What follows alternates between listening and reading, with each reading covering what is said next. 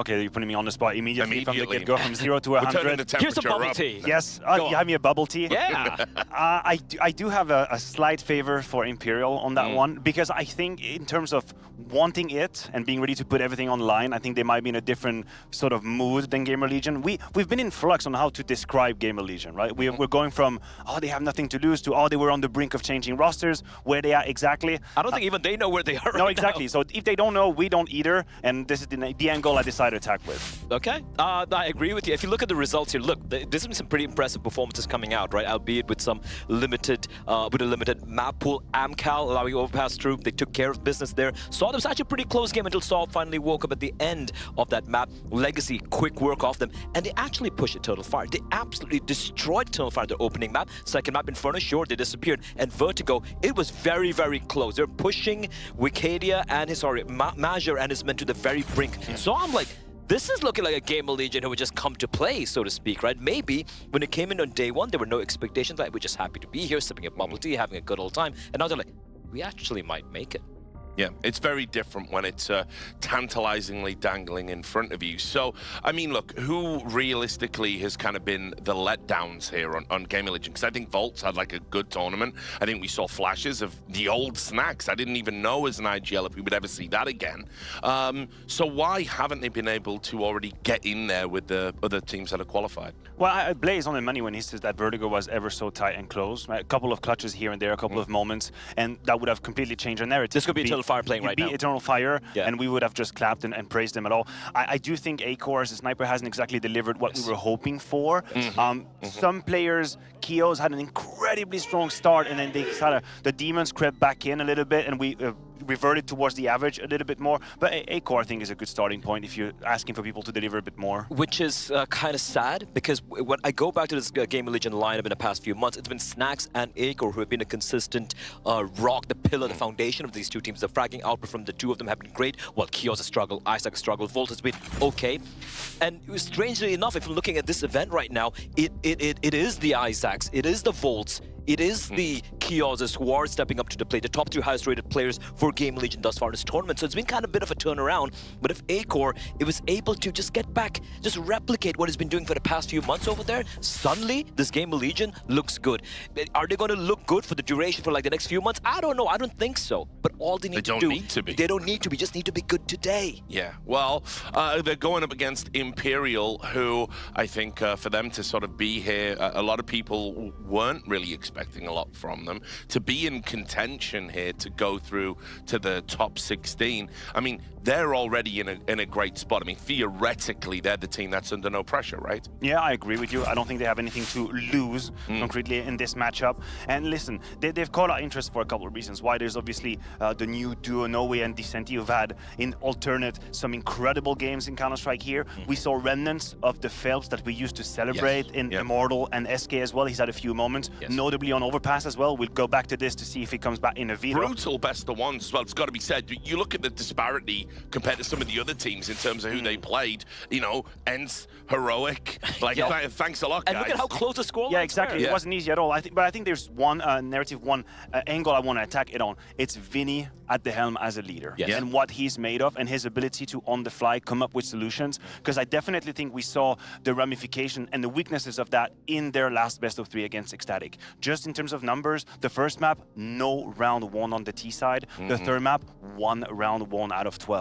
So that's a moment where, sure, it's a little bit unfair for me to just put Vinny on display here. I imagine it's not just down to him. Some other individuals could have stepped up. But it is a leadership job. Partly, exactly. It comes with the territory, right? You are the leader, and you cannot just have an absolute brick wall against you on the CT side. You need to be able to have a little bit of finesse in your calling, which I didn't see. They looked a little lost. Sure, bounce back, cosmetic at the end of Vertigo, but the Snacks v Vinny in itself is a tantalizing prospect. It is, especially if you look at the overall narrative of these two players having to reinvent themselves as IGLs. We're not looking at Vinny or Snacks a few years ago as IGL material, or even IGLs if you wanted to be, but look at what it's doing here.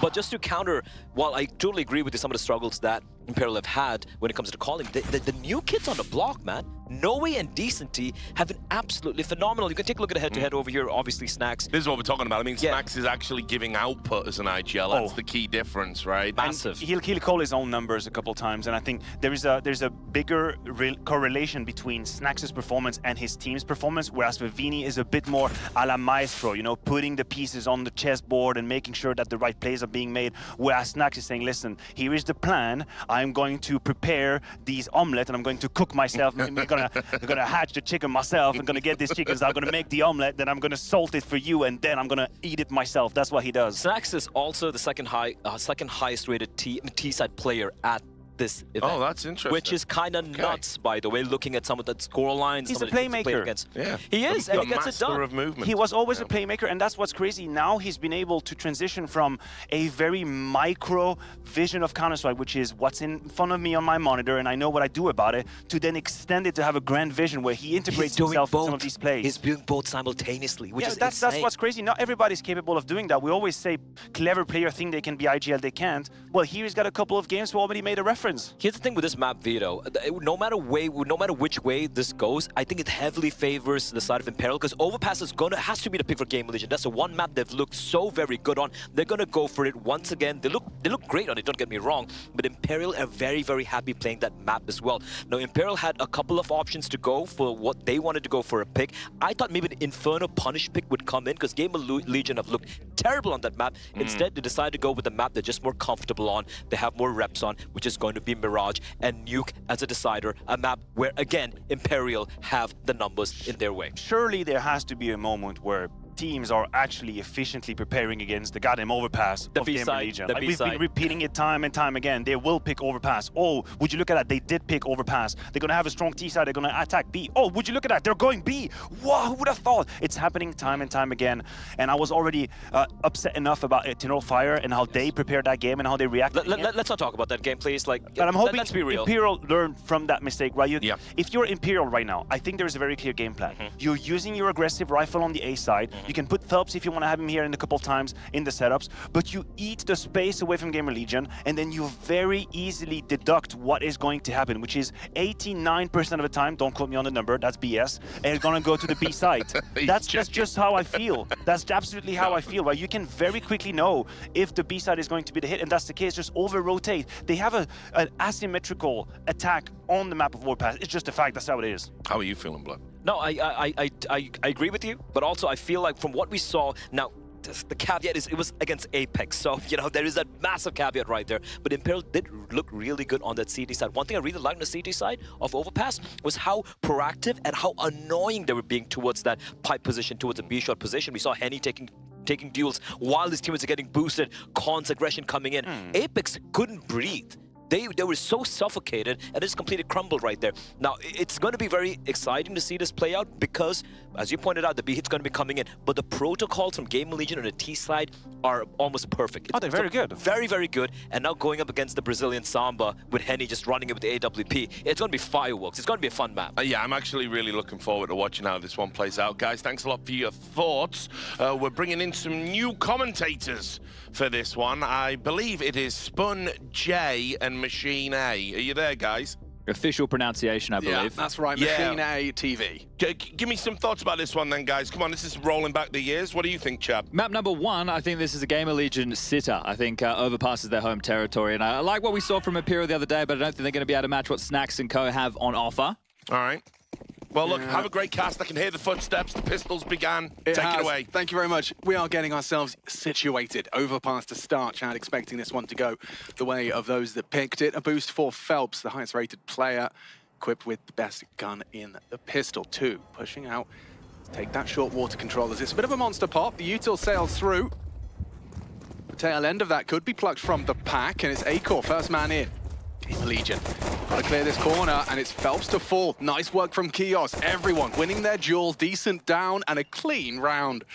Nothing here for No Way. Yeah, if Kios wasn't able to stand and deal with the flank for at least one, they could have had some real issues, but that's not to be the case. And a simple pistol converted for GamerLegion with No Way the highest rated player for Imperial, the last man standing, but a 1v5 would be one way to kick things off. Nice crispy one onto Snacks, but now his position noted. All eyes can turn towards the sandbag position. Yeah, really simple call. executed well.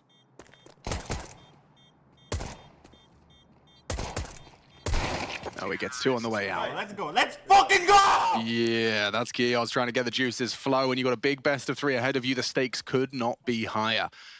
One of these teams securing a spot, the others eliminated right at the finish line. Yeah, the Des touched on it, but I was about to say, yeah, for GamerLegion, if you told them all they had to do was beat Imperial to be in the top 16, actually, if you told GamerLegion they were going to be at the major, they probably thought you would laugh and taking the piss out of them, really. Yeah.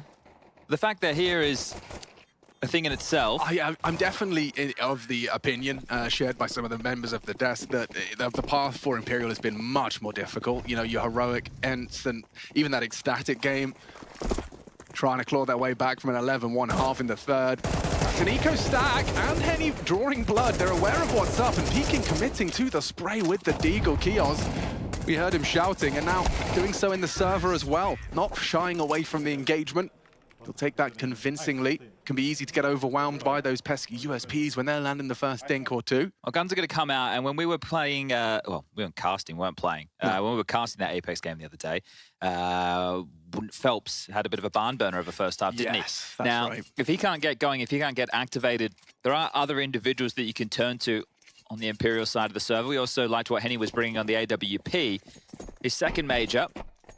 Last was 7 years ago, and he made it all the way to the grand final with Immortals. No AWP, though, his signature weapon for the first gun round. 7 years ago. Mad. Look at this from Norway. This is a very aggressive engagement. He brings the fight to them, and the CT's holding the wolf from the door. Down goes Acor. Already a real problem for GamerLegion. Up against the guns for the first time. Norway, ooh, lucky to get away. Not for much longer. Kios combines with Volt.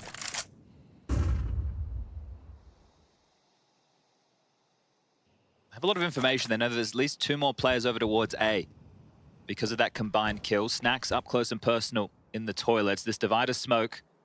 Phelps currently playing behind.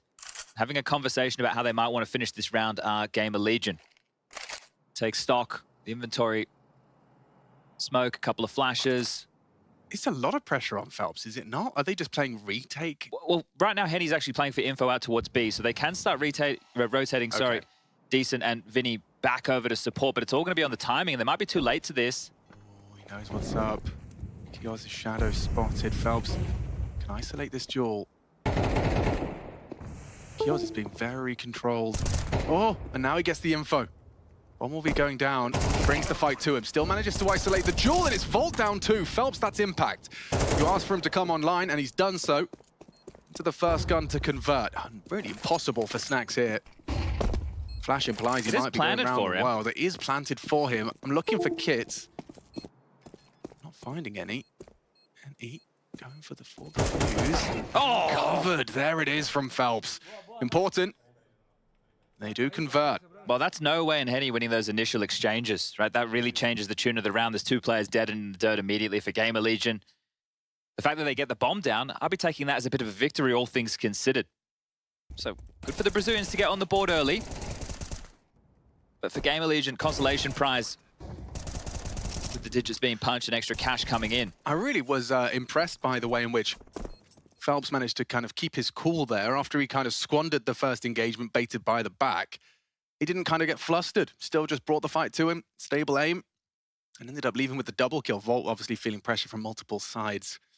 Couldn't acknowledge Phelps and that call. First time out from GamerLegion early. Yeah, and understandably so. Ash, knowing that the rounds are few and far between on the T side, and this is going to be another opportunity with guns in the hand. So let's make it count. If we can keep the CTs in the financial woes, break them here with a round, you're going to be able to start piling them up. So this is very important. I do like the timing of this call from Ash. But what will be the change? Will they opt for something similar? It was 4 players straight through the aggressive utility of Imperial in the previous. This is looking a bit more standard. It's not going to be a 3-1-1. They've actually opted for Volt just to babysit, make it look like they're doing a default over towards Party and Playground. Isaac and Acor in through Connector. Kios already with space over towards Sewers. Did Phelps just nade himself? Looked a bit suspicious there as he was maybe trying to nade off the door. And the angle from Henny has been spotted out. Kios, he had a bit of a free shot there at Henny.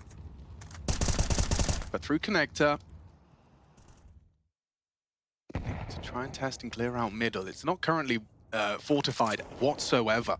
This is the problem with Overpass, right? That you need to make sure that you are clearing out all of the aggressive possibilities. And you can't just do it in a linear press. You need to be quite smart. And they've gone for a different version of that control. As I mentioned, the 3-1-1 is something that you traditionally see to try and get this space. But they've gone heavy through connector to make sure there's no push.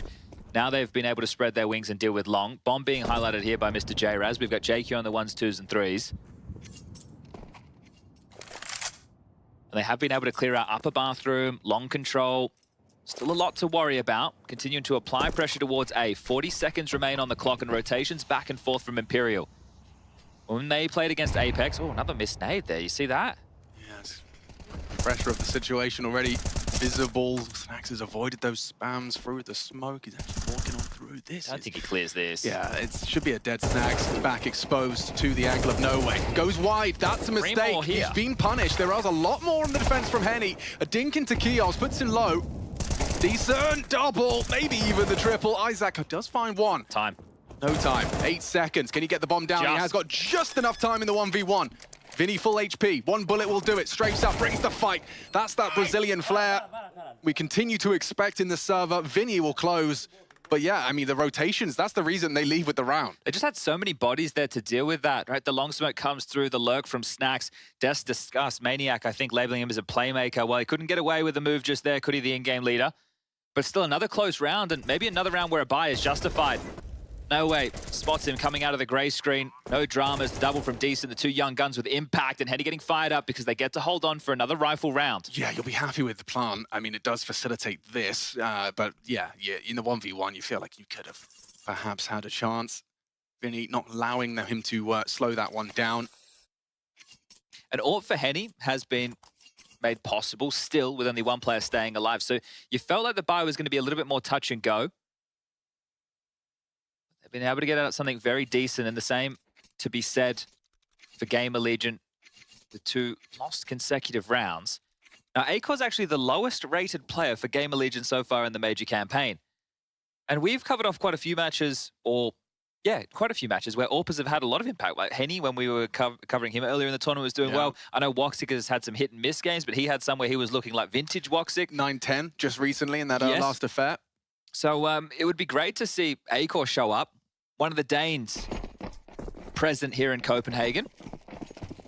Just start with 4 towards B. And you can understand, Akor's still in spawn. We might be having a technical. He's swiping his mouse around. That's usually not a good sign. No, quite telling that something's a little bit. The damage has been done. What happened to Henny? Did he get knifed by a teammate? Does that count? No, that would be interesting. Get your GitHub, whatever it was, back up. If it's team damage that has been done. I really like to stay away from anything to do with the rule book, Alex. Well, apart from telling us all the URL. Well, yes. Let's say in-game ramifications. This one might sizzle out quite weirdly. Yeah, Vinny's having a conversation now. Okay, this is interesting. And the thing is, as well, it's GamerLegion who are the ones who I'm assuming are calling for the technical, so they have no idea. They haven't even leave spawn. How could we have done any damage? We didn't leave spawn. Yeah, and Henny's going, look at my HP, man. Yeah, no, I've got that. Oh, no.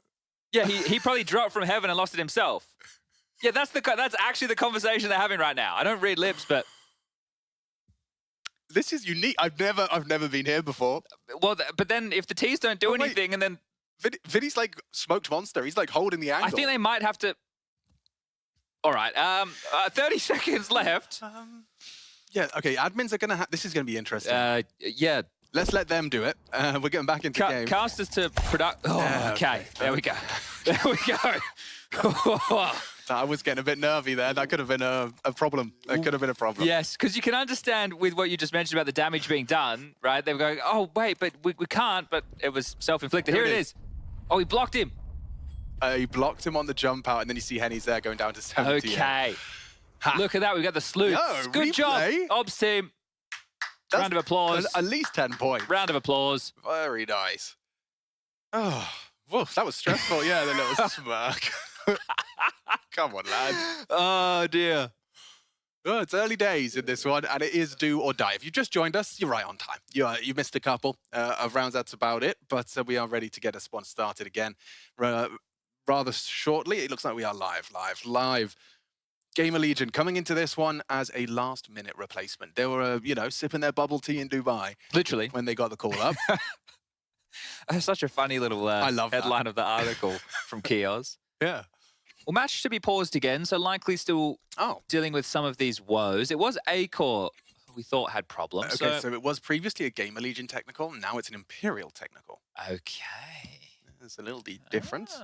But this gives us a moment, Chad, for me to hear your thoughts on this, because I watched an interview with Snacks. He gave one with, I believe it was Dust2 SE? There's too many the of Swedish them, one. there? There's too many of them. But he was giving an interview just talking about how he's happy to be here, obviously, but it's also kind of a bit of sadness, like maybe a melancholy in terms of you're here, but you didn't qualify. He made it very clear he'd rather be here through the qualification. Sure. Losing that final game against Nine Pandas not being unable to field their full roster here in Copenhagen.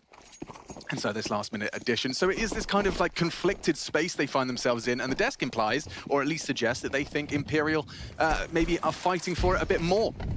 Oh, okay. They've got a bit more hunger in their belly, given that GamerLegion are in this conflicted state. It's not like they're not going to try their hardest, absolutely not, but... Well, I think with the Nine Pandas versus GamerLegion discussion, regardless of how that match went head-to-head, I think GamerLegion play a better overall game of Counter-Strike. Sure. So just from a viewer and commentary perspective, I'll tell you which one I'd probably prefer to watch. Oh, this is a quick one. This is a quick one. They just jump-spotted. I think he may have caught a whiff because the smoke has been deployed. They are testing them. Look at Volt. Look at Volt go. He doesn't even clear his corners, expecting a trade. Kios provides it. Now it's up to No Way. Nice work from Snacks on the Tech 9. Ooh, and Kios, he's found the important frag because Decent not going to clear this. And with that said, the bomb can go down. The round is won. Henny going to have to try and hold on to this AWP. Took it over towards B to start the rounds, and now left in this 1-on-3. There's absolutely no way back in. He is searching towards Connector. Finances are going to be in a whole lot of trouble. Other that lost bonus back towards its min. So only 1,400 available. The AWP worth its weight in gold. And just pressure from GamerLegion throughout. In all three of these consecutive rounds that, well, two of them went in favor of Imperial, GamerLegion have had real chances on the buys. They do eventually break through. And Kios has been a name that there's been a lot of discussion around, especially from the community, about him maybe not pulling his weight, not performing. I don't think anybody should be looking at this GamerLegion team and going, wow, there's some certified stars. It's a bunch of players who play a good brand of Counter-Strike under Ash's tutelage. Right? They have Snacks, who's been brought in to take over the mantle of the in-game leader. And I think that's what they do. They have a good understanding of how they need to approach the game. You know, the fundamentals, making sure they're trading well, good ideas. That's the basis for this team. Isaac being the highest rated, and back when Emma and Shui were on the team, he was a bit more of a supportive element. And he still plays some of those supportive positions, just with a pack and a bit more punch. Does he have more of a star output from support roles? I mean, there's a very short list of players that do that. He did a lot to facilitate Emma in the past. Yeah, we've seen the same kind of thing maybe from a JKS. Flash is going to dissuade Henny from an early look. He's on a timer. Playground obviously would have been a problem. He needs to make moves within this round, right? Because it's the saved AWP, it's the biggest weapon they have to boast. Just showing his hand, right, he can scare them and help corral GamerLegion maybe into a stack with some of these upgrades. So Henny, you'd want to stay active with the AWP. Obviously, you can't just keep running around and hoping. Eventually, you'll run into your demise. Using the AWP in one of its strongest positions over towards long for now. It does seem They're searching long, Alex. go long, yeah, you're going long into an AWP. I understand they were trying to find it. They've done so, but it has cost them Volt. Well, this is the thing. They might not have even known that the AWP was in play. They didn't see Henny in the previous round because they went straight in towards A. They might not have thought that it was possible. So now the pennies drop. Snacks is aware. 55 seconds, a man down. I like this awareness from Snacks, knowing that the AWP showing himself on long, it indicates and implies he's probably going to rotate around. So Snacks will continue to apply that pressure, keeps boots planted towards the A side. Decent just jumped. I'm not sure if he saw anything, but they definitely heard him. What is that proactive swing from Vinny? That's going to be the round. He's just won it with a double FP9 headshot. Goes wide just as they're starting to maneuver forwards. Really good awareness from Vinny. GamerLegion didn't have to save. Acorn and Snacks backing away safely. Snacks hiding in plain sight. He's going to be cleared here. I think Snacks might be dead here. There's no way. He's not going. Oh, if he just waiting, going for the spray. That's ballsy. Maybe Time.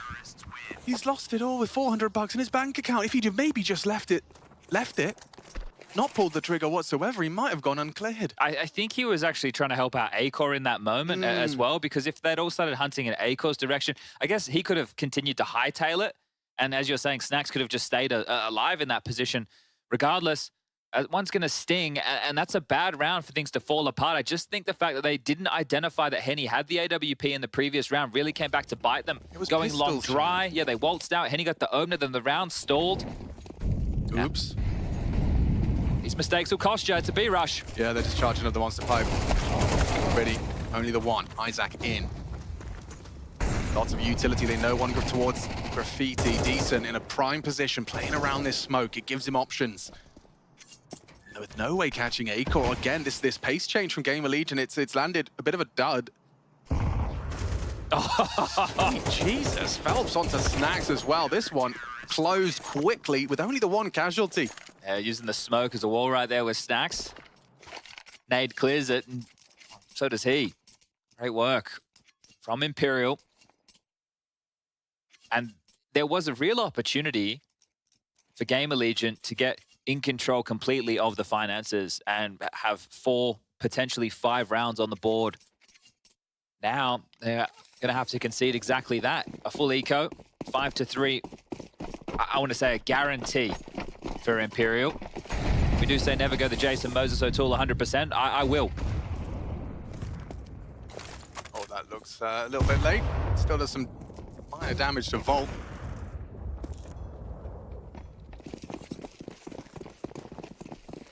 Follow the leader, scampering up long with pace. Volt's already up and over, but they should just get mowed down. Look at all the bodies for Imperial to deal with this. Phelps flash, step out, sees an awful lot. Even decent. I have a field day. Everybody hitting the deck. Just one more to find. And there you have it, all 5 staying alive.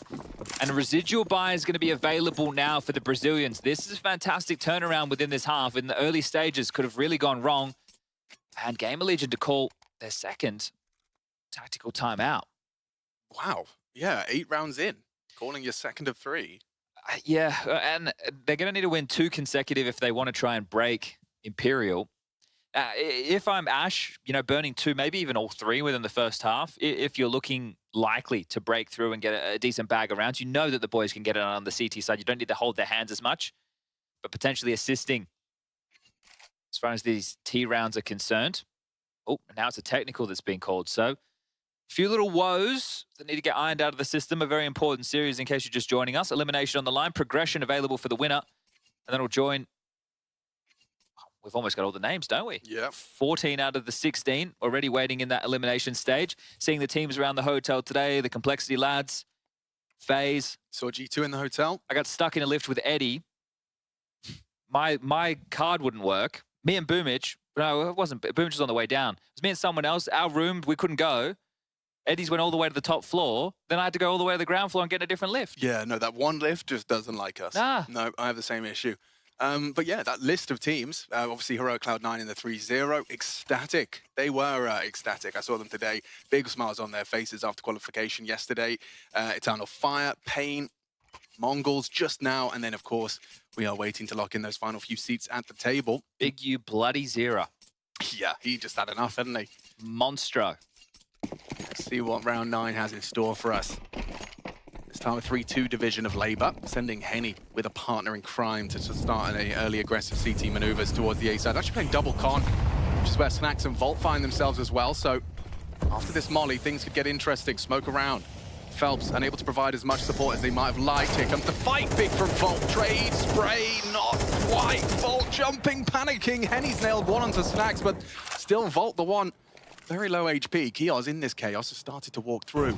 Anti-Flash has vision. No one swinging off the back of that, and he starts to progress. And he's rotating. There's a massive gap available. It's an opportunity here, and it's on these short players. Oh my God, Kios 4x3. Didn't see a second as well. Hold Isaac up, goes Isaac. down. Yeah, no, not aware at all. But he should have been because Phelps got the kill. But 2 and 2 together instead, 2v3. It does really hinge on Acor, and he's had a very quiet start. This would be his second frag, and it would be a perfect time for him to arrive. Don't forget his teammate Volt is operating under just 14 points of health, a single bullet. could do it. That smoke limits Akor's possibilities. They now know where Phelps is hiding out. They'll isolate him perfectly. Akor has a smoke of his own, and is actually just going to evaporate. So using that against them, full rotation on. Henny might get caught in transition. You can see him starting to pivot, leering down connector with the AWP. Scope may have been heard. Good awareness there, Henny. Just into Vault. Takes that to the face. Wide swing. Henny tested, baits the shot, misses his chance. Akor trying to fight Henny tooth and nail. Henny not feeling the pressure. Stays stable. A triple kill with the AWP to put 6th on the board. Now you said it already. T-side overpass, probably one of the reasons we're seeing so many GamerLegion timeouts, right? In pursuit of just finding maybe that elusive 4th. 4 or 5 would be brilliant. Three's already very workable. Yeah. This is what confused me. It felt like Isaac just tuned out to the possibility of another player short, even though they must have known it was Phelps. So the information not flowing freely at the moment for GamerLegion. And I said 4x3 because I'm pretty sure you could see them on the corner of Kioz's POV. Maybe just laser focus. Yeah, that too. My concern right now is, will we even see an Akor AWP on the T side of overpass? Right, he hasn't been able to bring one out just yet, and he hasn't been having a great tournament. So you'd love to be able to get the Dane his weapon of choice. This is a good time for this. Perfect weapon for the job. You can hold this angle confidently. Well, the flash is on Snacks. He could actually deliver one in front of Monster. The nades won't do anything. There's the flash. Yeah, he's off the line. Oh, dink from the Tech 9. They can't finish their meal. Isaac will. And now that all comes through, sweeps the rest under the rug. No issues here. Snacks down as well to Decent. And look at how happy he is. He is making a lot of noise. If only we could hear it. Yeah, it's true Brazilian style though, isn't it? They love getting loud. You know, some people it can definitely work against. You go to the highest of highs, the lowest of lows. But right now, working wonders for Imperial.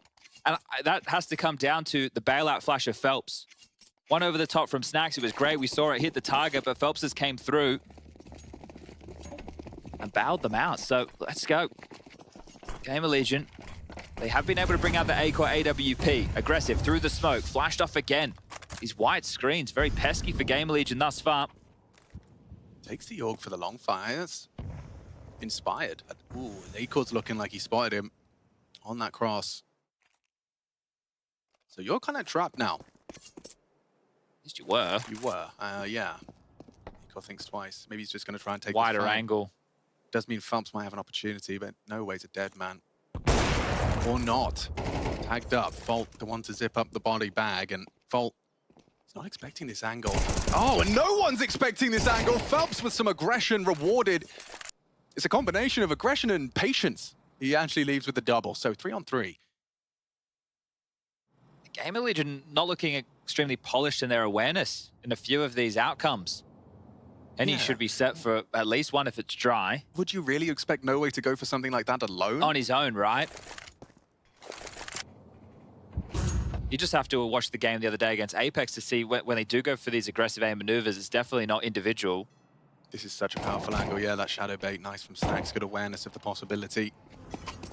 Bomb's on its way here. One good flash and this falls apart. Shadow. Distance with his angles. So well controlled, this crossfire. The sweaty face it Stacks need to take notes of that one. That is perfect.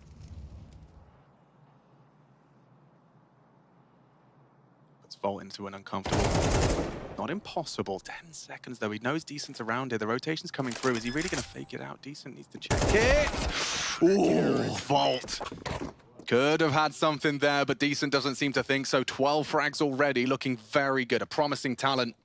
And 8 in the bank. If they can keep it clean, if they can continue this consecutive run of rounds, it's going to spiral a little far out of control. You said 3's workable, I agree, but 7 consecutive CTs. We know where the momentum's going to lie coming into the second half. I think the gas is starting to get emptied out of the tanky GamerLegion because they've had their opportunities. They were in multiple positions. That's another round where they found the opening pick and then were still unable to convert. And in the last spree, in the last streak of 6, the bomb hasn't gone down at all. So there are huge issues for GamerLegion who early on in the piece had chances. They've got so many options, Chad. It's like they've just got a full strat book. Just every round they throw a different move into the mix. And they think twice, actually, of sticking around. You kind of showed your hand. You know it's going to be costly for GamerLegion to re-clear that.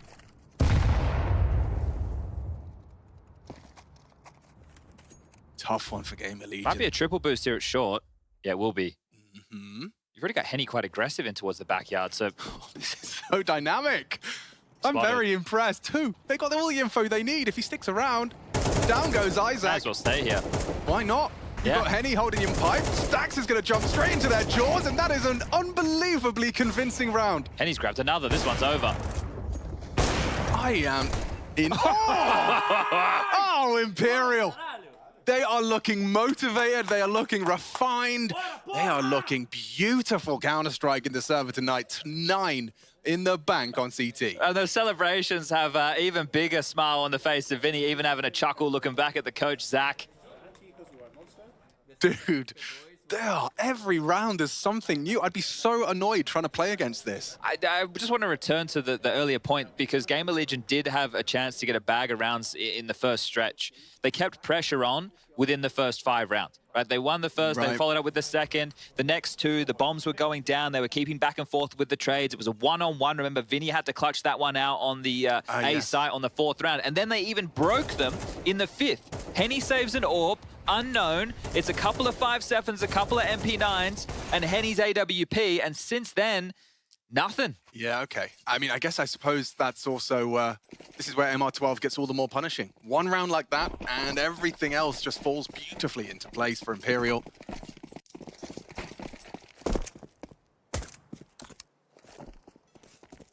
So extreme.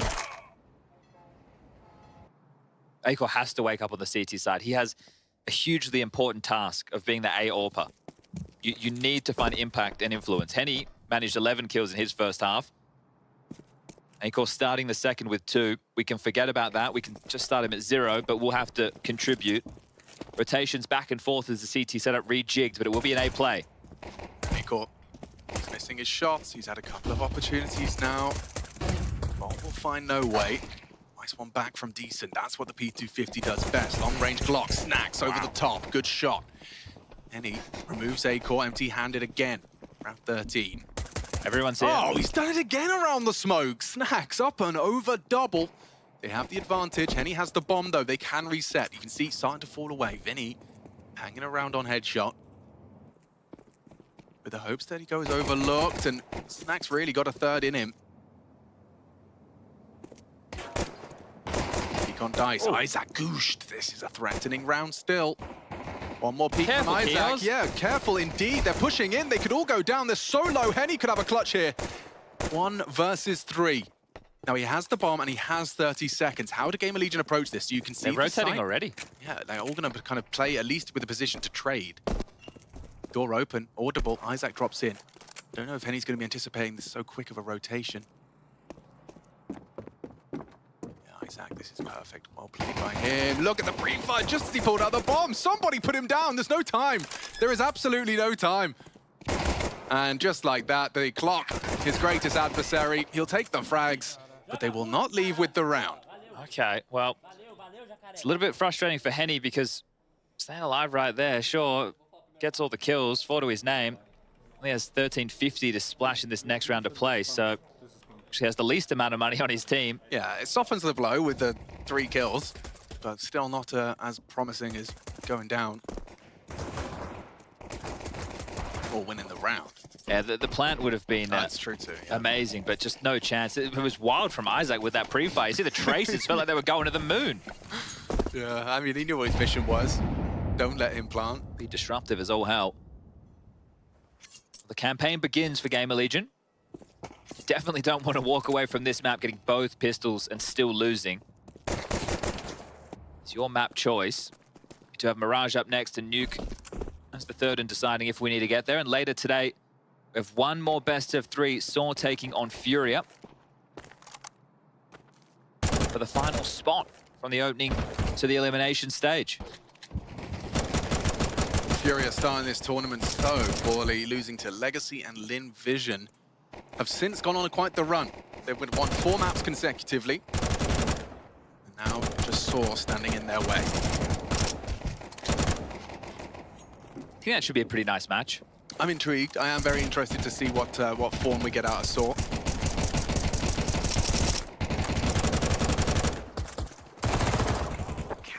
L5 staying alive, couldn't go any better. Plant denied. And now it is just a 4-round gap to head into the first gun round. And Imperial will be calling their first tactical timeout. So you can see most of these being expended by both teams on the T side. Where the bigger conversations need to be had. And you do have a bit of a relationship, obviously, with Zach, Henny. The fact that this team, well, has remnants of once upon a time the Immortals. PGL Krakow, 2017, grand final.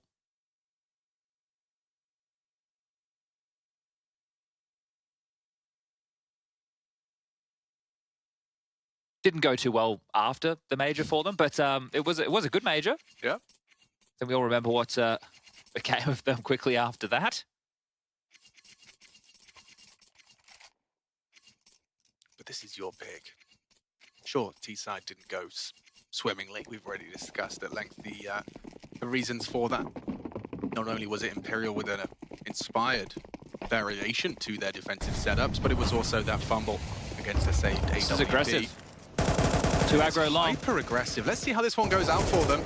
No Way was ready. Vault good, an important trade, but there's Henny right back. So CT's empty-handed. This is where Snacks, though, does some of his best work. Oh, this You're cheeky. not ready for that. Look at this, back behind. And he turns around for a second. He thought it was a bit too quiet. Snacks lost half the health. Yeah, Vinny. Oh, he could be his next victim. 5 bullets. Go on, Snacks, 5 bullets is all he needs. He only needs to put 2 to the body. Good catch, Acor. Catch is decent, aggressing. Now Snacks brings the fight as well, confirms the presence of 2. He knows where they both are. I can't believe he's still going. He's behind enemy lines. His teammates are so far away. It's a one-man mission. If he gets away, no, he's surely dead. He is. He's going to make it. Phelps? Oh, no. Snacks, the secret agent, disappears. That is wild. Vinny took half of his health in that exchange. Well, they're quickly going to fill that void. Phelps and Vinny in combination. Up through Fountain, slinking towards this A site. Acor's aggressed out towards Sewer. He's got their rotation covered off. If they do try and head back towards Monster, and if they come down connector out the door. Snacks now up long, and if Isaac just jump spots from sight, he'll have that information. So this setup can work nicely for GamerLegion. There's no way Snacks gets another in this angle. He does do damage. Confirms it, gets the information. Good at util to delay them. He'll walk through this off a flash. Isaac. Holding the edge of the smoke to perfection. Gets the double kill. Upgrades his FAMAS, and a round converted for GamerLegion. It looked like it was going either way at the start with No Way. And I believe Henny finding that aggressive defense. But that's a bit of a bonus regardless for GamerLegion, right? You saw how many FAMASes they brought into this round. I want to know why Henny turned around. Well, you could tell he was aware of the Snacks push because he's underarmed the flash over the wall. So they're aware of the type of maneuver that they're seeing, but you're not expecting someone to be literally T-stairs.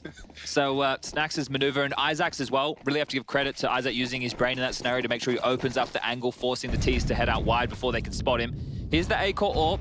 Still would love to see more impact from him as, say, Hero Galil, not a Hero AK in the hands of Phelps. Some other upgrades. Henny just with the Glock and some util wanting to get his AWP out into the next. Yeah, but these are the landmine rounds. You just can't step on them. You've got to play this safely. They've already fumbled one. GamerLegion cannot afford to fumble another. And they've already started the round in somewhat of an anti-eco setup. You want to make sure that you leer forward within the early stages to probe, but you don't want to stay forward. You don't want to stay overextended. Show your hand, force the Ts to be a little bit more diligent in how they go for the map control, but then create this nucleus, right? This little group play, this group think, and they have 3 players currently dotted atop of the A site to deal with this. Will be an A exec. He's got a nade for the lineup. Bang, straight on Henny. That sends the message that I know what's coming. Acor onto No Way. Good to see his AWP fill the feed, albeit just for his fifth. Spray, comfortable for Vault. There's the Galil. Found another. Good damage from Phelps. He's done a lot there. I mean, a plant does seem out of the realms of possibility. He's still concerned about truck, but they are lining up util to stop and disrupt. Oh, information. mission. Phelps, he's so aware. Now that smoke, where's the bomb? Trying to get his hands on it. Running light on time here, 10 seconds. You've got to get a move on now. Picks up the bomb. They're just running They're down going to run at him. He's just going to try and get some more damage. Damage done. No time for this. One more kill will do it. Oh, not far off, but still 3 kills from Phelps. Nearly a 4th. It's admirable work. Yeah, good damage. If they really wanted to punish him there, let time subside and kill him after and make sure he gets no loss bonus. But great output from Phelps considering the type of purchase. Started very well for GamerLegion, liked the setup. Didn't end in the way they would have hoped. One man and a Galil keeps their finances somewhat limited going forward. So very good work from the Brazilians. Keeping the international squad right where they want them. Orb starting B. Acor not going to have too many opportunities to find a pick. It is just decent. I see surges towards Connector where Vinny and Henny reside. Phelps is already forward at Fountain. Oh wait, the second part of this. And the boost from Snacks. Going to play around these smokes. Does he get a chance? Pulls out the nades at the worst possible time. Nice find. That's a huge contribution from Decent, who's having one hell of a game. He joins Henny and Phelps at 16 frags each. Almost feels like Acor has to continue the search now. They need to draw something back level. A minute 20 still remains on the clock. Oh, this setup. GamerLegion, if you stay now, you're in trouble. Burning! Wow, Vinny had no way out there. Oh, just around the corner from the AWP. Volt will be screaming that this is possible. They could slink through the the lower bathrooms in towards the site. Surely that's hell. You can see Kioz is going to be tending to that.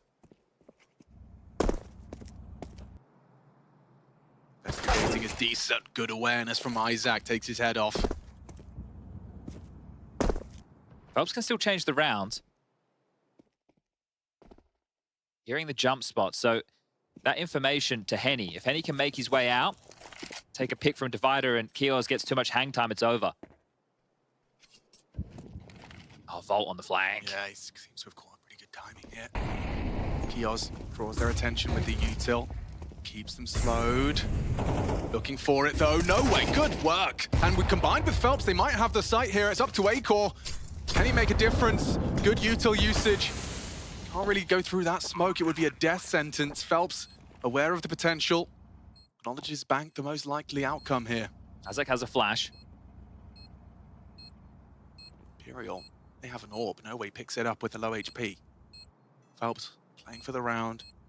No way the contingency. Oh, how is he only been brought lower? He only had a low HP. Now Acor in the clutch. He's running light on time. Tickles the bomb. No way, just calling the bluff. Calling the bluff. Calling the bluff. That's so cheeky. He knows he's won the round now. Acor, what can you do? Run away and save. No way comes up clutch. Oh, I think Ash's reaction they just saw hand on the head. Should have been their round. I love the way that Kioz and Volt played that in combination. Kioz was just delaying front sight, making sure they couldn't get towards the default box, puffing up his chest, looking big, looking like the only threat. Volt comes in and gets one behind, but one is not enough. And then the round falls apart. Imperial breakthrough. And this is how it started. Decent, just catching Snacks off guard. Oh. No way as well, these two younger names. With great showing. Look, not a huge amount of impact for No Way. Sorry, a huge amount of kills, but impact. He has 7 frags so far, but that round means an awful lot. You consider the damage that was just done in the previous by Phelps' Galil. That compounds. That's some big issues for GamerLegion, who are taking their 3rd tactical timeout, trying to make this buy work. It's going to be very light on in the util department because they are opting for primarily rifles. There will just be one incendiary. Everybody with a smoke, 1 HE and a handful of flashes. So they don't have a lot of util to be able to slow and stall out Imperial.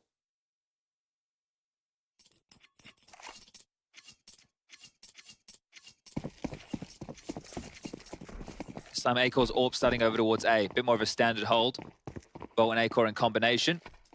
3 over towards the B side of the map for the CTs. And flash hits its mark. Acor takes his shot. Dips back immediately towards the site to rejig the setup.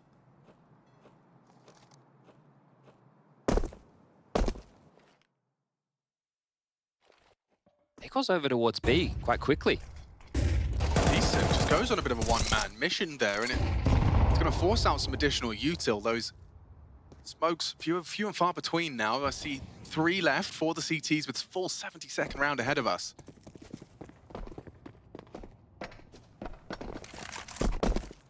Something that we noted the other day when Imperial played Apex was Imperial had no issues playing very, very late executes. Last 15 or so seconds, keeping their cool, staying calm. It looks like we might be on track for a round like that.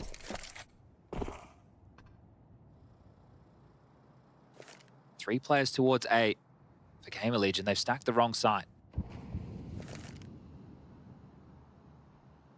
Just banking on their additional smokes. There's no real info available.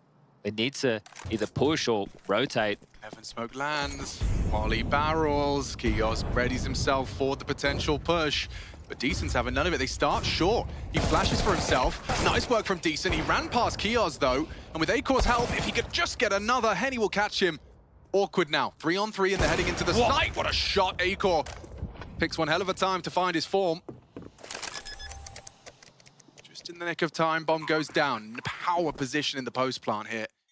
Advantage nonetheless, not anymore. The AWP on Henny. He has got 3. It could very well be 4. Akor on his AWP. Can he come up clutch? There's time. They're not going to give him anything. Just crouching, looking to catch the opportunity. No way to be cleared out. And yeah, Akor backs away. Second time we've seen Akor in a clutch. And hasn't been able to have a single speck of impact. Yeah, he's worried about getting hunted down now as well. When that hunt is coming, needs to hold on to this. Committed to the save and will be afforded that opportunity by the kill. But Henny, what a half for him so far. 19 kills in total. Phelps just behind on 18, and then Decent with 17. Those 3 with massive output put the Brazilians up to 11 rounds, just 2 more away from picking up map number 1, GamerLegion's choice. And then we head over to Mirage. And this is it. Henny, the late piece with the bomb. Kios tries to get tricky with it. He's able to pick up 1 shot, but then the monster smoke clears. Henny's got the easiest kill of his life and then just pipes in towards the site. Snax stepping out when his teammates couldn't contribute. Snax really needed to be waiting for the smoke to fade. He played way too quick into that round and gave away the number advantage. Outlook bleak for GamerLegion on their pick. And they're going all in as well. You can see the force buy. Next round's only 2,400 loss bonus, so their options are so limited. And the thing is, if you don't force buy behind the AWP, then Akor's not going to have one in future rounds, right? The half will probably be over. So it looks like they're just going to shove right now. MP9s, FAMAS, 5-7, light smattering of util again. But they need to hope that they can find themselves in an exchange early to try and win the rounds in some chaos. Because if it just peters out and then becomes one of these scenarios where the map control is taken for Imperial, they should be able to close with the util and superior weapons.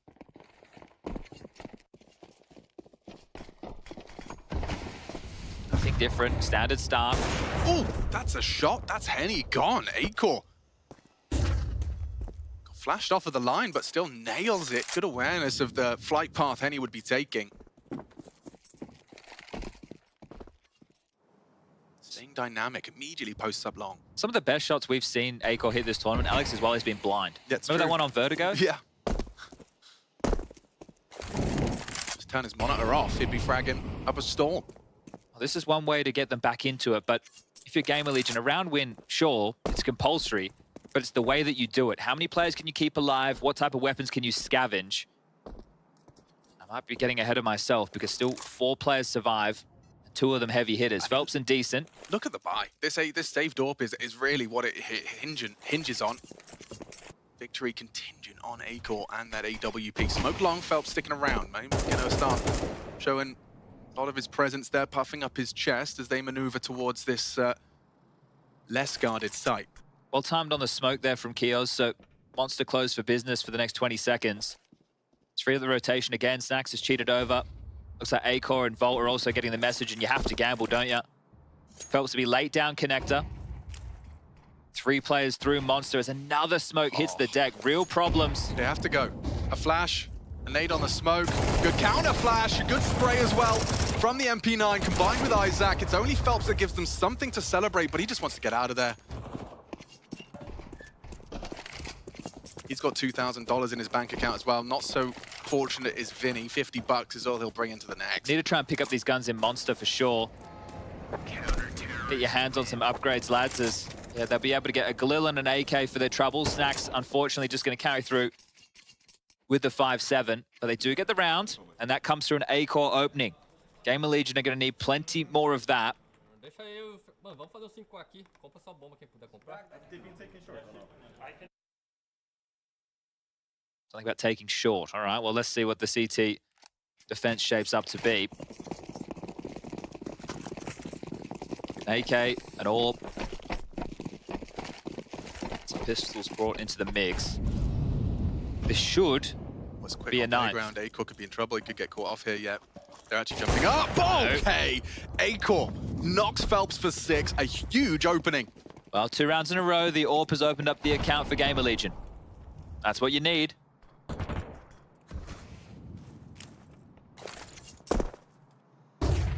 Good info play. Kio's calling it clear because he doesn't know exactly what lies, but didn't see anything on the spot. Still have this Henny AWP, so it can get dangerous. The AK picked up from Phelps, now in the hands of No Way. Yeah, I'm interested to see if they re-aggress here. The comms are is B's quiet. You can see that Volt's reaction is a divider, smoke, and a walk. He'll set himself up with snacks. Kios to cover the long gap. This is perfect because the AWP's now on B, so it's not like a missed shot and then the site gets overrun. 3 rifles available. Yeah, that's an idea. It's on a timer.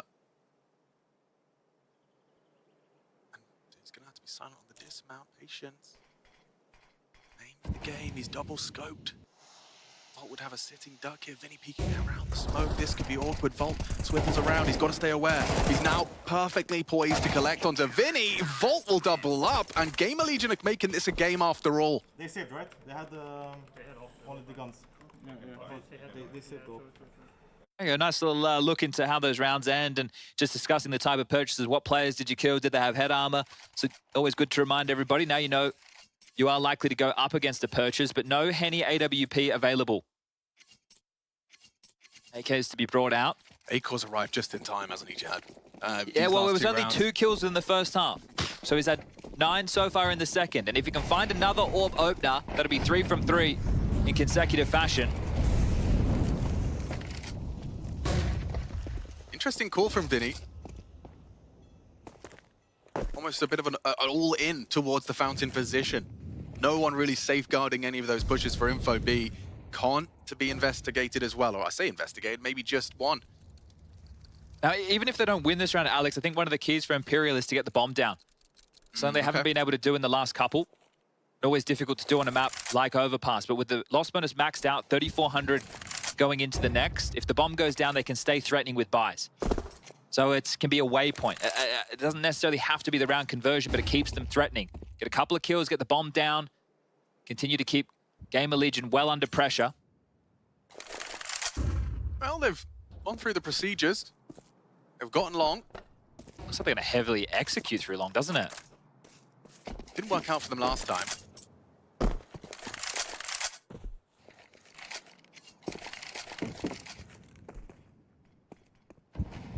Divider smoke lands at 40 seconds. A-Core holding this gap. This is a strong setup with Snacks housekeeping long. 28. 3 here to defend. GamerLegion to put themselves within 1 round. Their adversary here comes No Way. A nice impactful frag, an important trade. A-Core left empty-handed after the 1, and now down goes Snacks. Vinny's Deeg, good for it. Finds the upgrade, finds the plant. This should be 12. It should be. Kios and Isaac in a unenviable position here, and Isaac, this is a hard clear. Phelps should have it every single day of the week. Kios, dead man, decent, secures it. And now Imperial can taste it. They can feel it to take your opponent's pick in a do-or-die matchup at the major. Yeah, you could see the way that that execute just made GamerLegion think it was going to be so many more bodies through long. They all turned their attention to the long leak, and you can see how they've been able to segregate the site. Smokes front of Dice, and then they're taking the fight front bathroom. So even if you wanted to play a forward setup, you now are in 180 degrees worth of joules. Nice little call to pull out from Vinny and the boys, as they have put GamerLegion in the worst of positions. They bought back in with what they can afford. 1 kit, AWP out again, MP9 for Isaac. Just one more round for Imperial to take the map choice of GamerLegion. Yeah, Vinny's throwing a spawn con smoke to stop that investigation. It facilitates 3 of them leaning towards Monster early, and it's no way. Volt goes looking for answers. All it gets is an AK bullet between the eyes.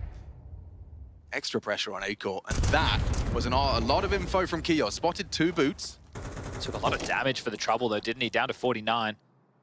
Has to think better of searching aggressively. I feel like Acor has to stay forward again. We discussed this previously earlier on within the half when they lost a player and the AWP needing to stay proactive, but he will just drop back and give up a lot of space. It looks like there's a huge gamble coming in from GamerLegion, rotating all of their pieces over towards B. And maybe push through. If the kills come in against the likes of Isaac and Kios, then maybe they just filter in towards the B side, but they definitely can't just sit here. This is inspired. Kios is going to have a boost angle for Vinny's jiggle. Oh, it needed to be a kill. AWP's pushing short. Acor nails it. Takes down Hightail it Phelps. towards A, boys. Take some space. I'd be screaming if I was Vinny. But that's exactly what GamerLegion are expecting. 3 of them with their knives out. It's a race. 30 seconds, and they will have the setup in time. They're in the right place, Chad. GamerLegion calling upon Acor. He nails another. A double kill from the AWP. 2 frags in the first half. 12 here in the second. Decent can still disrupt. Kios on the close angle, covered by the smoke, saved from the spam. Vinny low HP, could be awkward, especially if Acor misses another shot. Now up to Kios. With Isaac's help, they've done enough. Henny not got anything here, and no scope. Last hope, Isaac will finish, and 2 more required for OT. Oh, just holding on, aren't they? But that's a massive call to make and a number disadvantage. Hey, let's rotate all of our pieces towards B. Let's get a boost going. They're able to catch them off guard and then corral them, right? Get them to exactly where they want them, out-rotate them towards the site. It's just massive work from Acor. It almost worked out better by the fact that the boost didn't get the kill because it gives them the information. There's 3B. The AWP short, there's no way he was boosting. There's 3B, get your ass to A, but that's exactly what GamerLegion wanted. Really cool. Mind Games, Counter-Strike, it's being played at a high level here in Copenhagen. This is going to be a B go. Just smokes and flashes, but Tech9s can overrun. Is anybody playing anti-flash right now for GamerLegion? That's the biggest question. But Snacks will probably be that piece. You can see him just spamming off towards Connector. They're lining up the util. Here they go. Poppy, Isaac, are you ready for this? This could be awkward if it's not. A nice double. Kios only gets 1. Isaac, he's got Snacks to help him out. Does find Vinny. Henny slipping the net. Running out of bullets was Isaac. Finds himself an AK-47. This is still threatening. Decent on short. Snacks on the bridge. And he does find the frag onto Decent, but not without the frag onto Volt. Losing him, makes it all onto Henny. He's gone too. Snacks stays strong with the triple. We will see the final round of regulation. GamerLegion, they are hanging on by their fingertips. And the buy is going to work out nicely. Kios can purchase himself. Snacks and Acor can both drop rifles. So it will be a full buy available for GamerLegion to defend their honor, to take this to overtime. But even the detail in the final kill just there, highlighted well there by the OBS team, the flash over from Acor, which tells you the comms are flowing in a pressure situation. Acor saying, I have a flash, Snacks waiting for it, it comes through, and they close it down. They want both pistols, and it's this close. Got to give Imperial the props for their performance here, but it could very well be wiped completely clean if GamerLegion can secure OT in this one.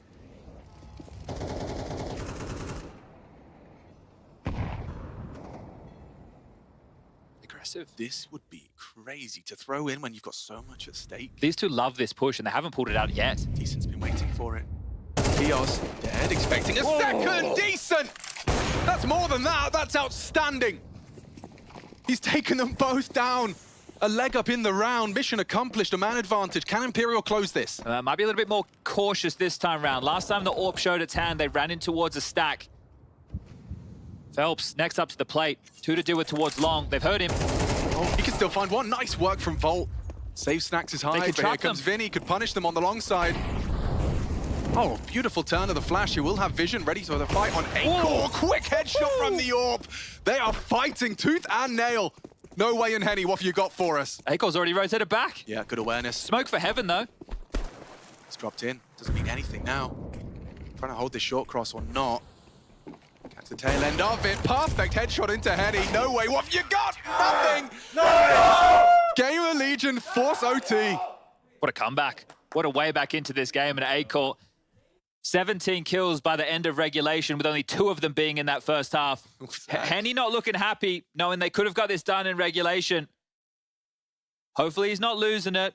It looks... It doesn't look good. No, body language is telling me Vinny's saying, yo, we do this in OT. He's normally quite hype, but you know, it can go the other way at times. Yeah, Acor has really turned it on. That's what you need from your AWP on the CT side. You said it, right? I mean, you said that round 1 of their CT campaign. GamerLegion have managed to force it. Let's go. 12-12. First to 16.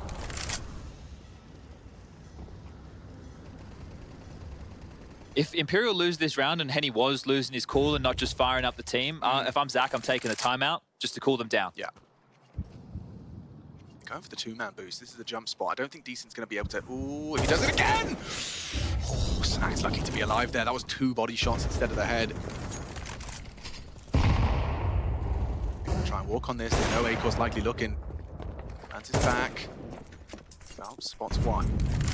Using this information to take gaps, take space. He knows it's likely there's no one here, so he'll just hoover up this information, hoover up this space. Covered though, Volt. Oh, covered by Acor, lucky to be alive. So dynamic on this CT side, aren't they? The jigsaw puzzle just keeps on moving. What's happening there? Isaac was moving towards the monster pipe. Yeah, thinks better of it. He's alone, unsupported for now. It's always so scary playing that position, knowing they could do like the nose flash and pop through at any time. Jump spot, decent, does take down Isaac.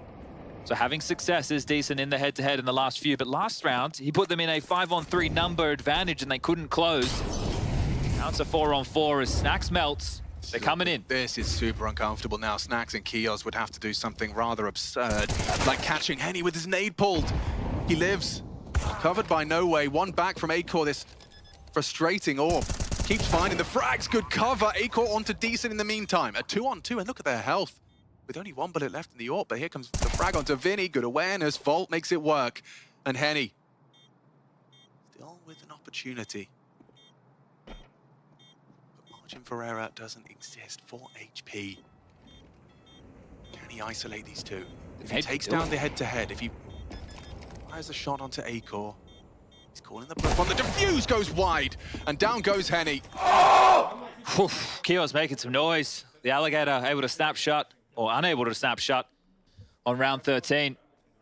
Had an opportunity. That was just the 2 of them. 5 frags between the 2 of them. It's Acor again, finding 3 frags. And yeah, maybe that timeout is necessary. We'll see this cover. That should have been a frag from Phelps, but of course Acor just so quick with it. Look at his impact. Acor. Bang. They're just hitting all of them now. Had a shaky tournament.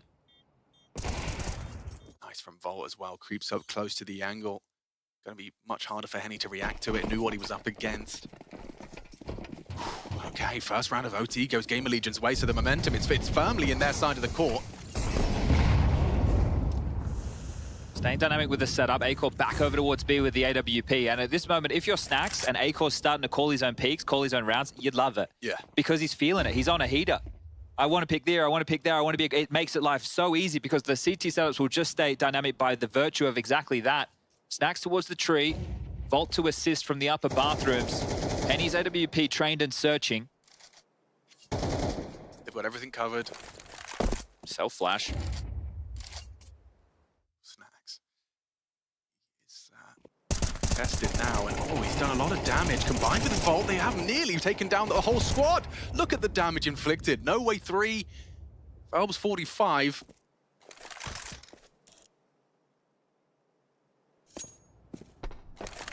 So difficult to end this round. 50 seconds and you don't really have any space. Take a look at the radar. What do Imperial have? A dream. They have got Decent still alive. The man's been finding frags when no one else could. Bolt heard that. Yeah, that's...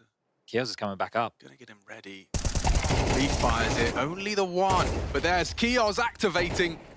Good trade. Great restraint. Yeah, really nice. He's not going to overextend it. He can find 1 more, which he has. Okay, Kios is here with a triple.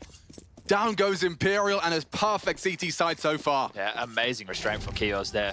He knew that there were more bodies available. You can see him consider it. Yeah, could have just swung immediately and taken the fight, but that would have given opportunities to Imperial.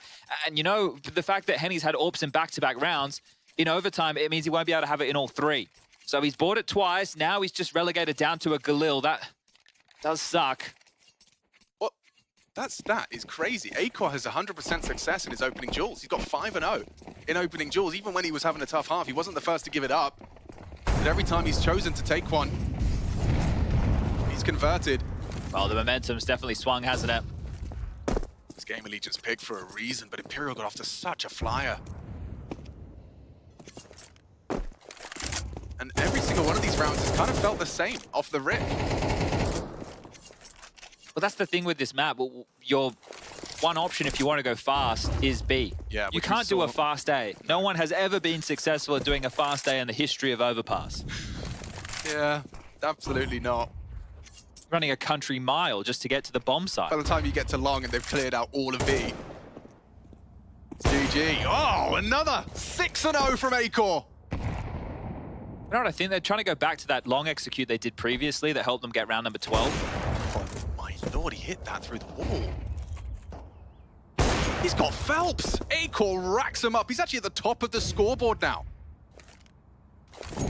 You talk about CT side AWPing on Overpass. Acor giving us a masterclass tonight.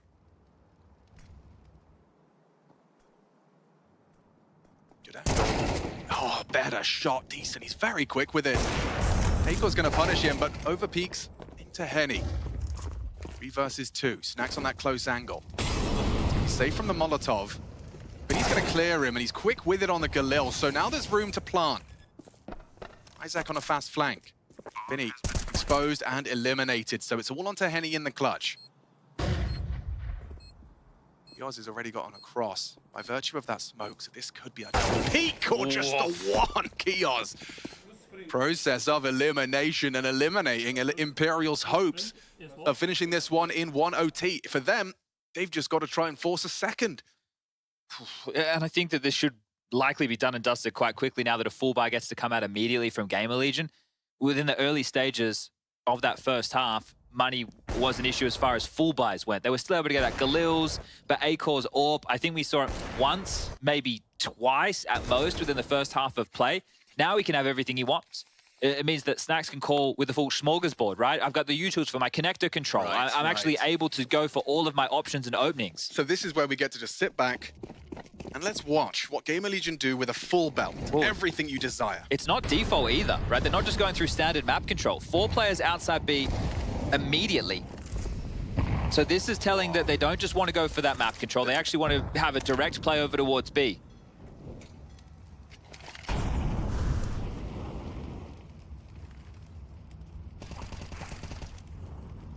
Safe from the spam. And he rotating over. 4 players grace the B bomb site for Imperial. Stack nades at the ready. Nobody playing wood. It's gonna be barrels. Counter boost. So comfortable. Phelps, we saw him. He's gonna get a freebie here, and Snacks doesn't react immediately. Up short. Channeling him into the AWP from Henny. Misses his shot. This is aim map now. This is awkward. This is deathmatch. Isaac onto Vinny.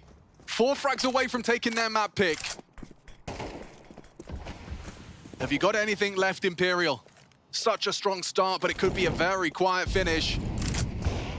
Acor, another, taking down Phelps. Vinny and Phelps forced to watch through their fingers as this one slipping away. GamerLegion. Stubborn here on Overpass. The boost combined with Decent's find. Maybe there's something more. If he can find Kiosk, which he has, it's all onto him. He's had a hell of a map, 29 frags and counting. And he's just going to get double swung. GamerLegion will take it. Overpass is theirs. And Imperial, it felt like at times it was theirs for the taking, but GamerLegion showing resilience. Just to build on that, Imperial were up 12-9 at one point in this game. The final round to get it done in regulation, they were in a 5v3 number advantage. But Acor happened. He has found his form at the right time. GamerLegion still in it.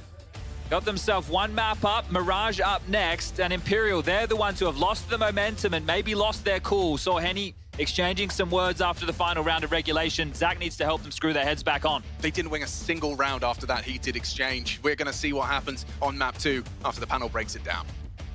Yeah, breaking down, that is exactly what happened there. Man, rough to see. We usually wouldn't talk about stuff, you know, that's going on with the players on stage unless it goes out on broadcast, and then it's fair game because you at home saw it. We were obviously waiting to come onto the desk, and I mean, you know, that is a classic example of tilt, textbook. Yes. Yeah, absolutely, and there was all the reasons to tilt, right? I think we have to address this round 24 in two different angles. There's one side of it which is an incredible explosion of emotion towards the end, and we can see all the frustration. We see the exchange very heated between Henny and Vinny as well, and you have to realize this is just overtime, so you can make the argument there is no place to be in that mindset when you have the overtime starting. That's one side of the conversation, but I think this would overshadow another problem, which is an incredibly misplayed situation on the T side, which has been symptomatic of Imperial. And I talked about it. I talked about Vinny. I talked about the leadership in high tense moment. It's a 5 versus 3 where Imperial is reactive instead of being proactive. We hear the communication, we see what they're moving. Even though they have the advantage, they see 2 men on the B side, they run towards the A side. They see 2 on A, they run towards B. And you're a GamerLegion, and even though you have a number disadvantage, you dictate the action. And that is a gross mistake as a leader. It's been misplayed by Imperial, and the reaction is obviously very damaging for them. I think it even goes even further back in that second half. I'm remembering round number 22 where it was A-Core with an saved AWP. They had a couple of SMGs and whatnot. And I could listen, we're sitting behind Imperial players, we could hear the comms. And we might not be able to understand the language, but you know, 3B, yes. That's what he said, 3B. And they immediately pivoted back towards the A bomb site. But A-Core was, not just A-Core, the entire GamerLegion team were 3 steps ahead. The moment he gets a kill towards B, he immediately pivots back towards A, and obviously the CT, you're going to get to reach the way faster than the Ts. The Ts reach over there, there's not much time remaining, A-Core gets a second kill as well. They were so many steps ahead, and I 100% agree with Matthew, the fact that that sort of reactive counter-strike on the T side especially, where you are deciding your plays based on what the CTs are doing, that's not going to pan out. That was a 9-3 lead, by the way. I don't want to say that we did like a pretty great first death segment for this, but I think we actually did. We aced everything we talked about. Vinny with the calls, the temperament, being reactive instead of proactive. And then we said as well, A-Core's got to come alive. He woke up. And if they do, then GamerLegion are in with a fighting chance, particularly on overpass against anyone.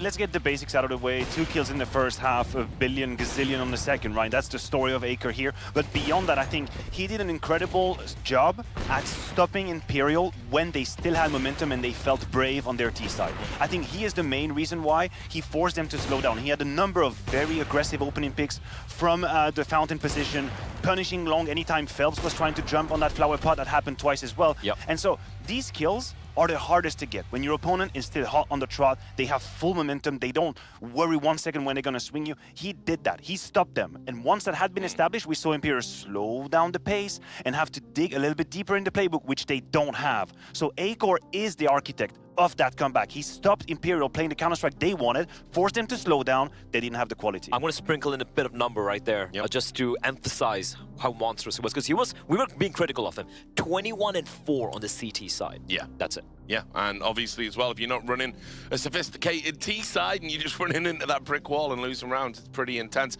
I believe you guys picked out a round for us to look at to kind of illustrate the final round problem. Yeah, do you want to do it? The absolute desolation. That you want to take that one? You want to walk us through it? I mean, like, this is just, well, firstly, the double push coming up from GamerLegion. I thought they lost it right there, by the way. It was a very brave play. I was like, that's kind of crazy. Now it's a 3v5 show, the trade takes place, and then just they see 2 players towards long. What do? They immediately pivot back, and they're just panicking, running in towards short. The Molotov, by the way, great Molotov coming in from the CTs. But by the time the Ts, Imperial, are heading towards A bombs and the CTs are already ready, then they pivot all the way back towards B. They're telegraphing this. They're literally yelling at them, this is exactly what we're going to do. And no matter which side they go to, GamerLegion are ready and waiting. And it wasn't just this one round, it was multiple rounds in the second half. And this is my problem. I know Henny's a pugnacious person. I know he can be an aggressive person, can be very impassionate. But buddy, you're the veteran here. You're in a scenario like this, you can't allow yourself to let your emotions get the better of you. Well, I just think as a team, you know, look, okay, it's bad, but overtime's a reset. I know, but you're look, back to 0. The story that you have to follow, Richard, is right there on your screen as well. It's like it's symptomatic of a T side that isn't finding solutions towards the very end. So everyone is getting a little bit frustrated. Everyone is a bit antsy, right? You get this double open kill, and instead of being level-headed, cool, and this is once again where I'm going to pivot to Vinny, because I think in his position, that's his task, to calm down the boys, to have that call in the mid-round. We say, listen, stop. Like, we're all falling to panic right now. We're all running, and it's so telling that even though GamerLegion start with basically 3 players after 20 seconds, all of the actions we see are easy, comfortable kills, because they are the one knowing. Acor punishes Monster, he sends 2 of his teammates in a double long stack, they get a free Phelps who's poking his head, then Acor finds another kill. It's too easy because your opponent are panicking. They shouldn't be panicking. 5v3 is not to panic. And I'll point out as well, we didn't have a lot of time to talk about Decently before we came in. I mean, what a mentality monster this kid is. I mean, like, he's,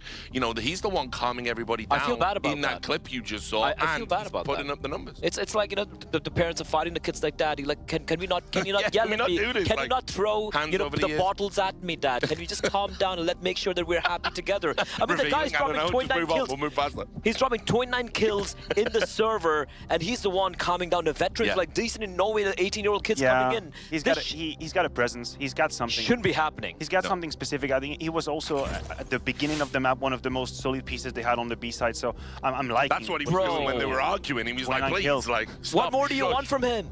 Yeah, like, is he supposed to be the counselor as well for the team? I know, it's so crazy. I mean, listen, whatever, Imperial is still in this series, right? And you know, the one thing I would say is Decently performed exactly as you would, you know, beyond anything you could hope for. No Way was a little bit quiet, but I still think those 2 are the key to victory, and they've got another map. They can still do this. Yeah, definitely, and I think if we hadn't witnessed this sort of effusion we saw in round 24 and how it unfolded, we might have a different conversation here. We might just stand saying, oh, you know what, GamerLegion is kind of an expert on overpass. That's their stronghold. They won the map. It's okay, guys. We're moving to the next map.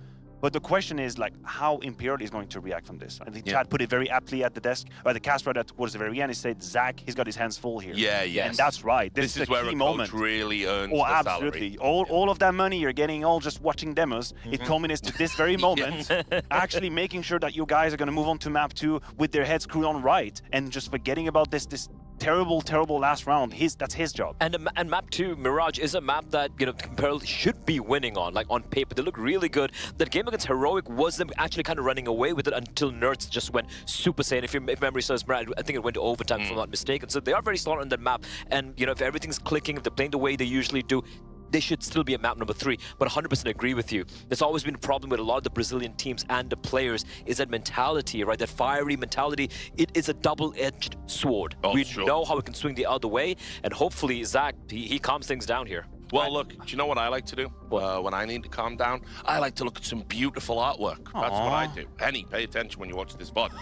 You can see here, this is Displate, the sponsor for the major. Look at that. Isn't that a nice little peaceful scene? It's very colorful. Yeah, it's really cool. Yeah, got some supernova and everything. As we say, this is, you know, the great thing about this is it's all on metal, right? Metal's great. You put magnets in there, no screws required, and they have all sorts of licensed work. Over 200 different licensed artwork from things like movies and music and all. I got some movie stuff in my house. That's what I'm always talking about here. But obviously, officially licensed Counter-Strike stuff too. So you can go to displate.com/PGL. If you get 1 or 2 of these, you get 22% off. If you get 3 or more, it's 33% off. I'm a cheap guy. Do go and support them, guys, and you can have a lovely artwork like this on your walls. We're now going to go to break, guys. So, look, we're going to go upstairs and continue to watch whether Imperial are going to be able to avert a total meltdown, whether GamerLegion are going to make it into the top 16. Make sure you tune in. Level up your gaming space with metal posters from Displate. Hang your Displates in seconds. Swap them whenever you like. Get official art from your favorite games on a uniquely designed metal canvas and choose from thousands of posters. Join over 3 million collectors now. Your wall upgrade is here. Shop now at Displate.com.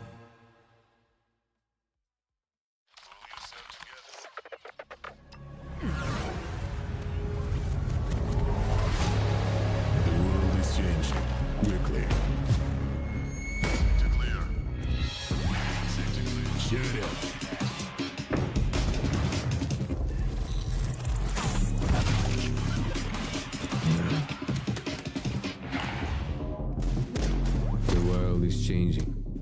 one thing remains the same. Victories with 1xBet. We are proud to announce new additions to the XL series. Both are using fast TN panels and newly upgraded Diac2 technology. Fast TN panel with its faster native response time can reveal enemy outlines quicker during flashbang attacks. For IPS panel, more overdrive is required to enhance response speed, leading to dynamic image blurring due to the panel's inability to handle the load. These new monitors integrate new dynamic accuracy technology, Diac2. The upgraded dual backlight design not only provides FPS players with clearer visuals at dynamic aiming and spray control, but are also more friendly to your eyes. Moreover, built in the monitor panel, Diac2 functions independently and doesn't require any sync with PCs, ensuring no impact on game performance. XL setting to share now has auto game mode feature. Besides download, save, share your settings, it will auto apply different color settings based on your usage scenarios. Outlook of the latest monitors are refreshed. It has incorporated industrial-grade bearings into the height adjustment mechanism, allowing easier and smoother adjustment to the exact desired height. The new monitor series continue to evolve, refining details to ensure players can perform their best consistently in games. This is a brief introduction of the new XL monitor. Feel free to DM us if you have any questions.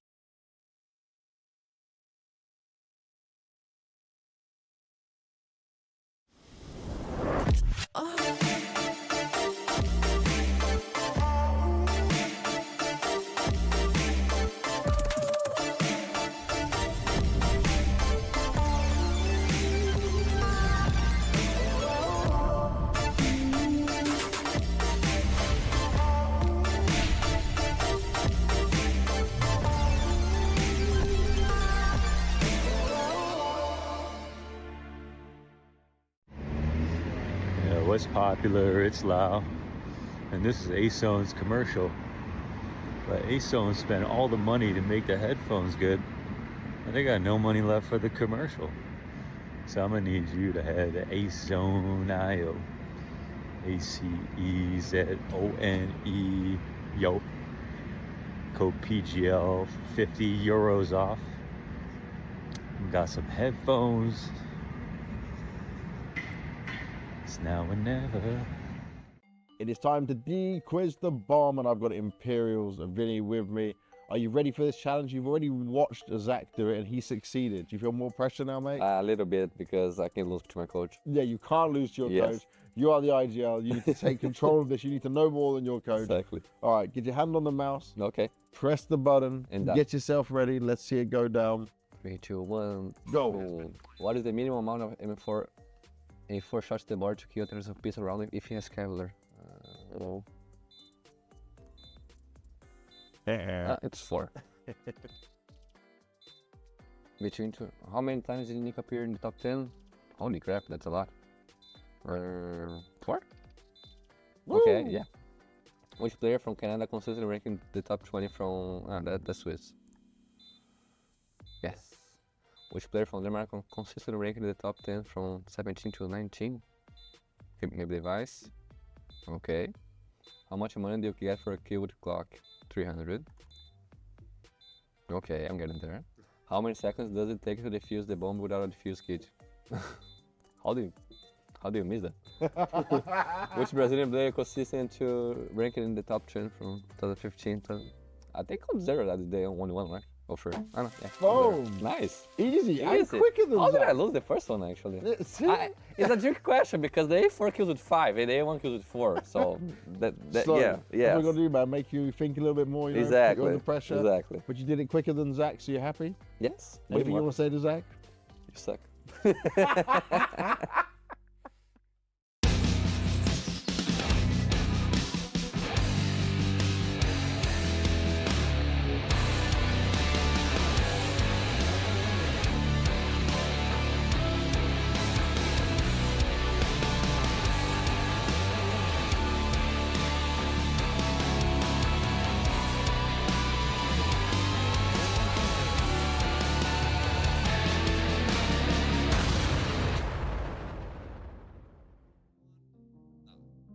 GamerLegion one map away, but no one expecting to see them in Copenhagen. Now, one map away from the elimination stage. Let's see if they can seize the opportunity that they have been... Too soon, man. Well, you know, Too soon. I thought it was all right. Yeah, Nice little segue into Nine Pandas not being here and GamerLegion taking their spot. Yeah, no, I liked it. But on the other side of the coin, Imperial imploding over on Overpass. I thought you were going to say no one's getting diamonds. Yeah, no, but let's see. Has Henny been able to calm himself down? We know he wears his heart on his sleeve, and we saw the fire erupt as 5v3 squandered. We all know how it feels when you're on map point, your teammate gets a double entry, you're kind of already visualizing like, oh God, like you're kind of almost feeling relieved before the round's even over, and then to have that turned on its head. It's Acor with some sharp shots, Phelps with an overextension, but that was last map. Let's focus on what we can control, and that is how Mirage goes down. T-start for Imperial. Must-win map for Major Hopes. GamerLegion last played this back at the RMRs against the Guild Eagles, and they won it. Highest rated player is Isaac. Lowest rated player is Acor. Now, Acor found his form. Let's see if he can continue to run with it. The site about to be exploded upon, and only Kios is within arm's reach of the site. It's quite a retake setup, isn't it? Yeah, he's about to be smoked off. Yeah, they're asking too much of him. Lovely movement. You can see they're pathing there, jumping, avoiding the headshots. Keep your eyes on number 5. That's Henny. He's going to be a late piece of this. He's currently watching the flank, but he might want to come around short late, depending on how this one starts to trickle forward. Plenty of bodies up short. One through the marker will be Acor. Kit on Isaac. Flash and go. Spots them. No way. Nice from Kios. He starts strong with the double. No way back. Henny still in the apps. Fighting for market. Isaac finds him. This gets uncomfortable now, despite that bomb being light on time. They're on the defuse. They're on the defuse, Henny. He can't find him in time. One more bullet into Isaac would have done it. And we know Kios loves to make some noise. There he is again. The fact he gets 2. You see after that, Alex, he only had 2 bullets left in the chamber and 3 left over. So he had to pick up something else on the way into the site. And that's a pistol round falling in the favor of GamerLegion. Looking to run with this momentum. They're going to make it 3 from 3 in the pistol department so far in the series.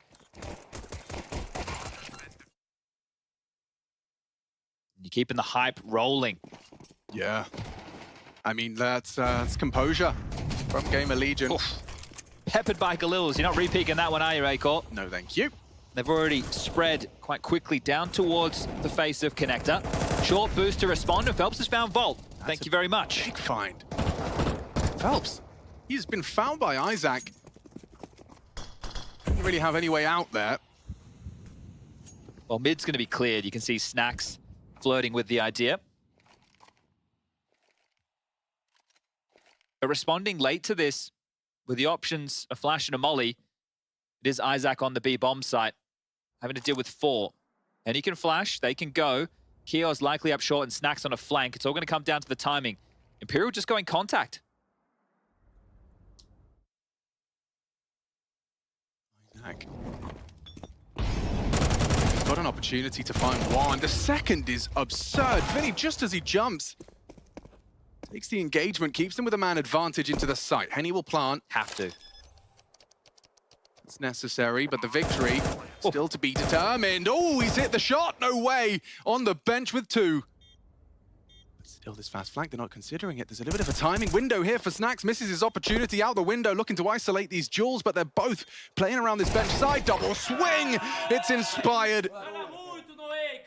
Imperial take the second round through the Galils by virtue of the plant. Yeah, that right there, right? The fact that Isaac gets 2 and they still fumble the round, you really just have to look to No Way. Some great shots. Disconnected, not retaking together. That wouldn't be the first time we've seen GamerLegion a bit disjointed. This was the Phelps opener. These are the big kills from No Way on the Galil bench, back of the site, just unleashing the fury. Snacks jumping out, lost track of where both of them were. Should have known that they were both side-side, considering one was planting while No Way was shooting. Force smite back from the Legion. 5.7's quite popular. An MP9, P250, and very, very light util. They will have to hope that this stack over towards the A side is the correct one. 4 bodies. It's only Kios who isn't part of the party. Henny, Vinny, Phelps with the mid control, No Way and Decent on the extremity of A. Connector and window smoke deployed. Henny to rotate back. With how it currently stands, unless there's probing from Vinny in towards B, it feels like they will end in towards the A stack. Those celebrations could be cut short. Operating blind. Vinny is getting info now up short. So at least he is having a look. This is important. But he can't go down to Kios. Oh, long range. They're going A. Yeah. Spotted out. No further resistance here. Volt doesn't want to be spotted, but Snacks, what's going on there? The gap was not communicated. Volt will find him at least. Isaac forced wide by the flames. They're going to start pushing in. Light on time, 30 seconds. 2 default. Yeah, one Molotov. One Molotov, and it all comes crumbling down. Great flash. Great flash from A-Corp. Bails them out from a very awkward spot. It got hot. But with 20 seconds, it's Imperial that are bothered. They need to get that bomb in. Henny's got it on his back. Kios ready for the fight. Hard one for Volt, but with Kios on the 5-7, this is still fumbleable. Henny, 10. Henny, 9. Needs to get that bomb down. Open side plant. A-Core rotated. Yeah. Chance covered by Decent though, and that is really hanging on by Imperial. So many ways in which that could have gone wrong. That would have really ruined the elation of the last and reminded them of how Overpass went down if they dropped the ball there. Whew. Yeah, no, I think for everyone's sake, that's a big sigh of relief, that force bite. Even after spotting out Kios and not having anyone else shoot him back, they ended up finishing A. Maybe it was just felt like too much of a task to get everyone resituated with the time that was available. So just an eco, nice little Zeusy action for Snacks.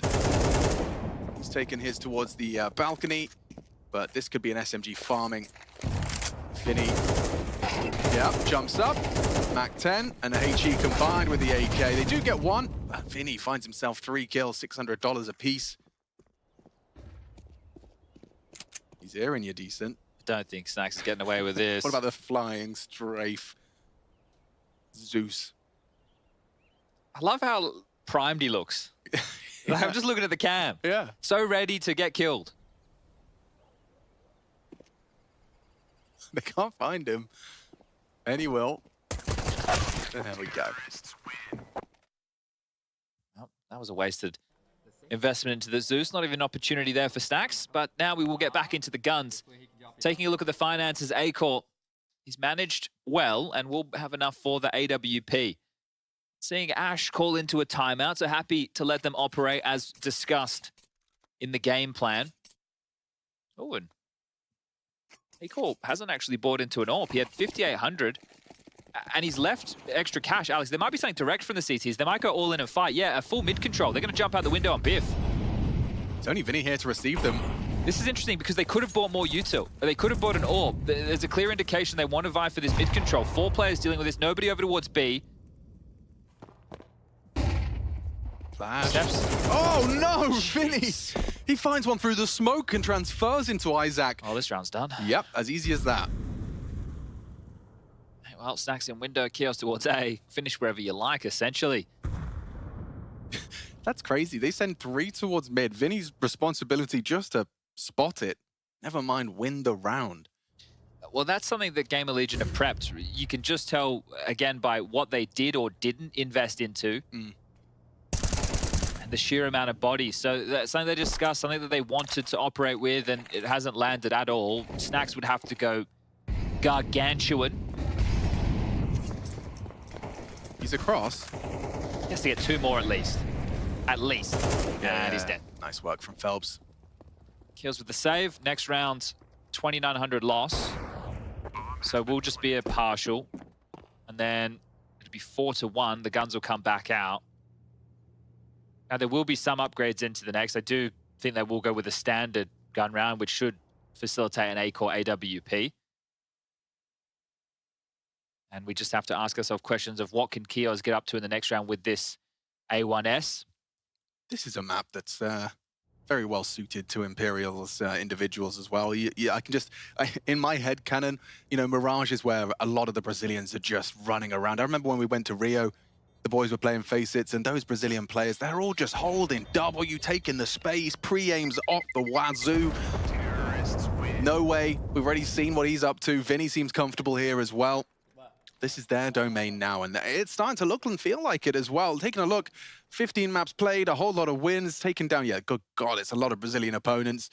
I think the heroic matchup here at the Major is one where people turned heads, especially to look at somebody like Decent. Yeah. He had 30 kills in that game, and I remember watching back, they could have even won that map. So the fact that they did end up losing at 16-14 to Heroic, a team that eventually ended up going 3-0 within this stage, I think that kind of put them on the map and alerted everybody to what we might expect from this team. They run so far a win over Ent, so that was a barn burner, a 22-19 Anubis match, a 16-14 loss to Heroic on Mirage, and then a 13-7 win over Apex. That's the best of ones done. They lost to Ecstatic yesterday in a series that went the distance. So they've only played against European opponents, and Europe is considered the strongest of the regions out of the three. Obviously got sub-regions involved in that. So Imperial, they haven't had an easy run. They haven't played against any easy beats. This has been bigger names who get reps against the better Counter-Strike teams in the world. But here we are, saved M4 of Kios on the top rope. At least he was for a moment.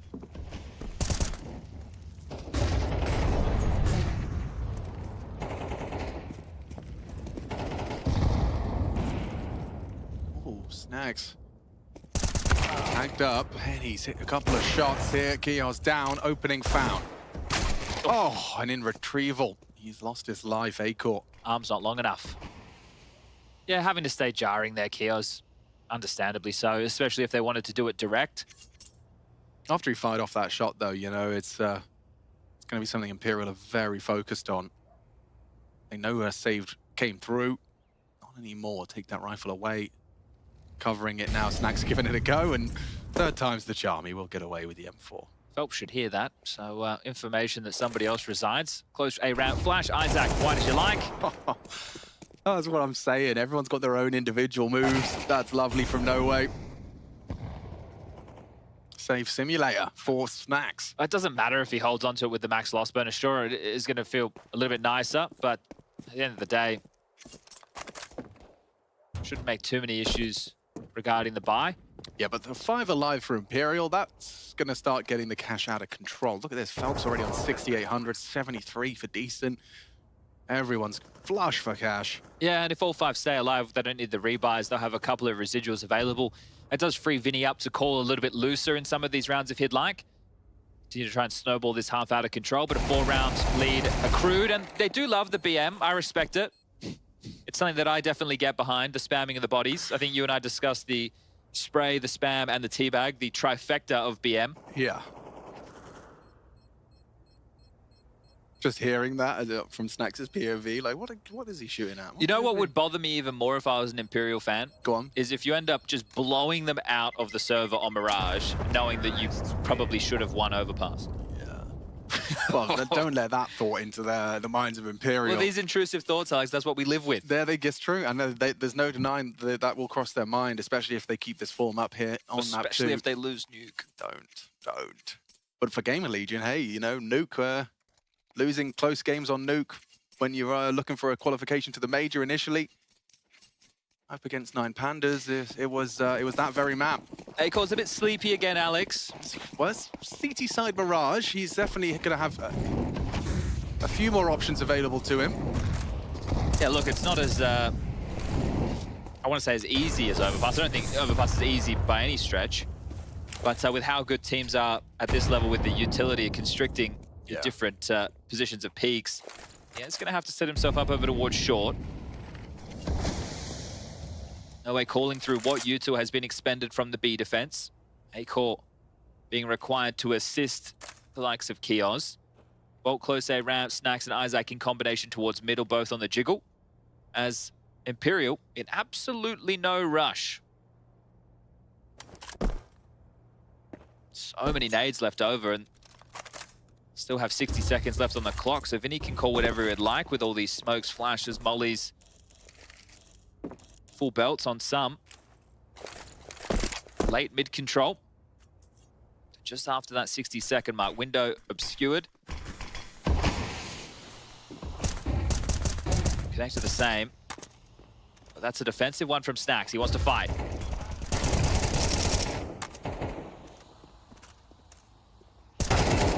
this. Phelps onto Snacks, straight through the smoke. Should favor Snacks there. Phelps just too quick. Be split. Yeah, Isaac, he's playing fade here, and he has caught out Phelps with a nade in his hands. That is a gift. Seizes a man advantage. Kios in a powerful angle. It's one. Especially if Isaac can stay alive and draw fire. Oh, now they know about Kios. No way can get them both. If it's not for Kios finding it. 9 seconds. There's no time. Penny, 6. Oh, and just like that, Kios. They line up for him in pursuit of glory. No time on the clock, and a second round for GamerLegion. Yeah, this time the stress of the seconds really coming back to hurt Imperial. But that's only the second round that they've lost so far. We mentioned all that extra cash, the splash. I wonder if there's a pace change this time round. You can see how late they were to go for mid control. But Isaac, abusing that window position. Heard from some players in recent times they feel like insta windows are going out of fashion. Well, that was late window, and Isaac still abuses it. Great job from him. Oh, Henny's committed. Ahead of the flames. We'll have to fight for a moment. Yeah, good awareness from Kios, knowing he's got him trapped. Throws out his HE. Some significant damage. It's actually Acor's AWP. He has found a way to contribute early. Finds the opening. Takes down Phelps. Charging through the underpass. Top mid is occupied heavily by Imperial. Well, you see the pace change in the mid control this time round. Last time they didn't even bother looking until the 55-second mark. This time, well ahead of it. And Acor 2. And then they rejig the setup again. This is what they were doing so well on overpass. Keep it moving.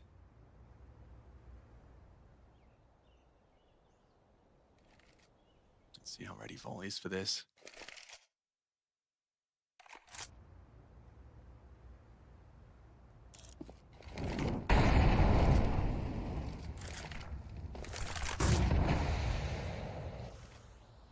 Seconds, time's becoming a bit of a factor now.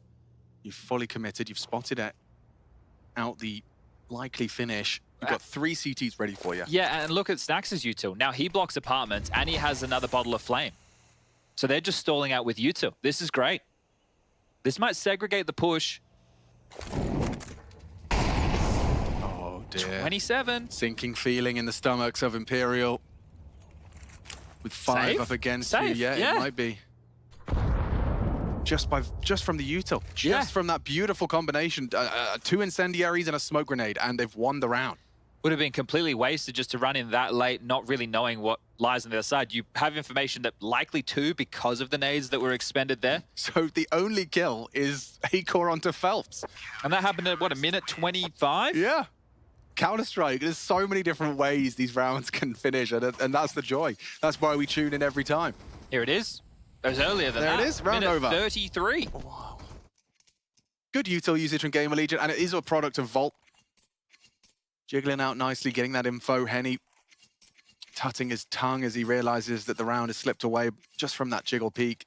Does slightly hurt them because Vinny's staying alive. He gets no loss bonus and was unable to buy extra util himself. He's had to be dropped some. So they are lighter on in a few elements. It's a starting 3B, Chad. Yeah, maybe the boost for Acor. Oh no, he's just going to jump up on the back of the van. Yeah, it's very Vogue right now. No, he's just out.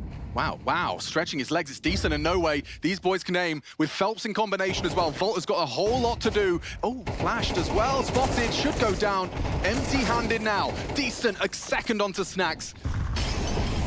Not going to be running out of time this time. Straight into the site. Now it's GamerLegion's turn to save. What kind of indication did they have to just start walking out dry? I'm intrigued as to what GamerLegion kind of gave them that led to that walkout, or is that just kind of an inspired... If you use the last round as an indicator, when they went for their mid control, Acor was playing ahead of the smokes, which means that they're committed towards middle. So they've thrown mid control smokes again, but have limped out A. And in the previous 2, they only known about 1 of it, but in the previous 2, Volt's played close A ramp. So he would have been on his own in that type of environment, and he was, but this time in a more passive position. And he's very unfortunate at the triple box to get caught off by that flash. He could have had a couple of kills. Might be a couple more before this round subsides. Phelps very close to be able to rip away Isaac's rifle, and Acor's would follow. So Phelps going to come through. He has extra cash. He could risk it if he'd like, but no, playing the long game. Another round with a whole lot of players surviving for both sides. 6-3 now in favor of the Brazilians. And Zach stretching, yawning. having a chill old time. No timeout called from GamerLegion. Plenty of money for them to pick up rifles for those who perished in the previous. What's the change-up going to be? This time not 3 towards B. A missed shot from Henny on the boost. Ooh, yeah, he's going to feel like he kind of had to get that one. You can see his mouth moving a million miles a minute, noting it was the orb. This is very aggressive up mid from Volt and Snacks. Full control now to constrict the movements of Imperial, but we've already seen them happy to sit back and wait. Not in too much of a rush. Yeah, that smoke, a product of the new game. It's wide enough now to cover the whole thing. Now uncertainty on the clears. They are going to take this space back. Maybe going to set up a run boost. No, just a flash and go. Acor's off the line, simple as that. Keo's looking for info, and a good push. You see Snacks spamming. If there is anybody on the side, maybe they're lulled into a false sense of security. So if Keos keeps pushing after this, he'll call B essentially clear. That frees Snacks up for the rotation. 50 seconds, still very passive as here comes the U2 once more. Volt with a bucket load of info. They're out mid now. Smoke top Con creates a bit of a gap. Phelps was flirting with Con. He's up now. And it's Keos' aggression that finds Decent. They should just pipe up short. Yeah, they are looking for it. Acor and Volt both find him on the way in. Vinny gone too. GamerLegion set for a fourth and doing so cleanly. There's no way with 20 seconds left. And another save. Maybe not. Now they know where he is. That's unfortunate. He's in trouble. Wow. What could Acor have seen? No way, couldn't see anything. What? Oh, okay. Well, the perspective obviously playing into that one. The Dane. What? We just said he was looking a little bit quiet. Well, he's been able to pick up a couple of kills, up to 4 now. Important push, and here's the clear. This gets multiple kills, one up short, as well as Phelps leaking through the smoke. So Volt and Acor profit, and here it is from Acor's perspective. Yeah, just slight it's the arch. View of his knee. Yeah, bad. It looked so funny on the X-ray. It looked like it was like miles away. Well, if you wipe the board, GamerLegion, the final round for Imperial will be not a lot in the buy department. So they can at least leave the half with 6, and that feels mandatory. Fast towards the underpass. Maybe a window boost to follow.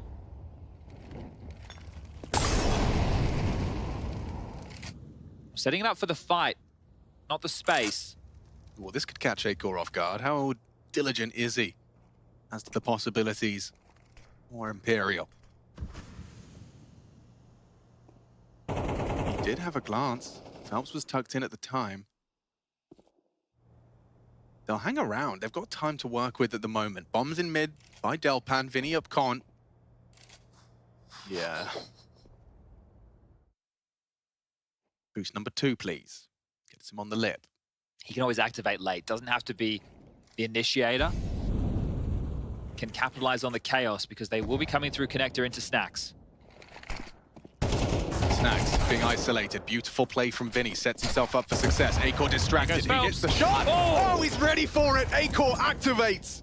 With 1 HP to spare, it's a man advantage here. Decent though, coming from behind on the ladder. How is he saved by Volt? That was a set for success. Now Henny's missed his shot. The bomb is spotted, the round is won, and GamerLegion have managed to find a recovered CT Hall. Imperial immediately call a timeout. And they've cleaned house. It's only going to be 2 AKs available. The rest are going to be in Mac 10s or Tech 9s. Oh dear. And they just want to try and salvage a 7th if possible before heading into half-time. But they've had to do it the hard way, GamerLegion, going up after rifle round. They've managed 4 out of the last 5. Remember, they won the pistol, then lost the 4, so it's been a difficult half for them. But Acor's activation, definitely a conversation. Ready for that Phelps leak. You see the chaos, it kicks off. Phelps comes through the window. Acor gets the first, pivots back, grabs the second. A huge difference maker, holding on to key real estate for GamerLegion. Here it is again. So Vinny just isolating Snacks. Felt like he had a great idea of where he was. Acor pivots, isolating the angles. And this is Volt saving the day. Decent felt like he had a kill dead to rights. They're coming down the ladder. They've managed 2 Galils, an AK, and some pistols. Give yourself something, Imperial. Be a great half, wouldn't it? 7 on the T side. Yeah, you could really work with 7, considering the way this started. but 4 of the last 5 rounds have gone GamerLegion's way. Just an upswing with a compromised buy. I see 2 smokes is all they have to work with, and a third has just been thrown out. No Way picked it up and immediately going to put that to use. It will just have to be an A play. A little cash for Henny to throw these out. Smokes off window. They're just faking the standard mid control. But Isaac still has a lot of space, aggressive short. They can call the bluff. Peeks with the incendiary. Decent was ready. Hard shot to hit over the flames. They would have spotted the bomb. Touche. He was on No Way. Acor has ramp. Snax is already burrowed in deep here. They will retrieve the AK-47 just before Acor can pass that angle. He's got to keep himself agile towards the mid threat. Oh, spotted one.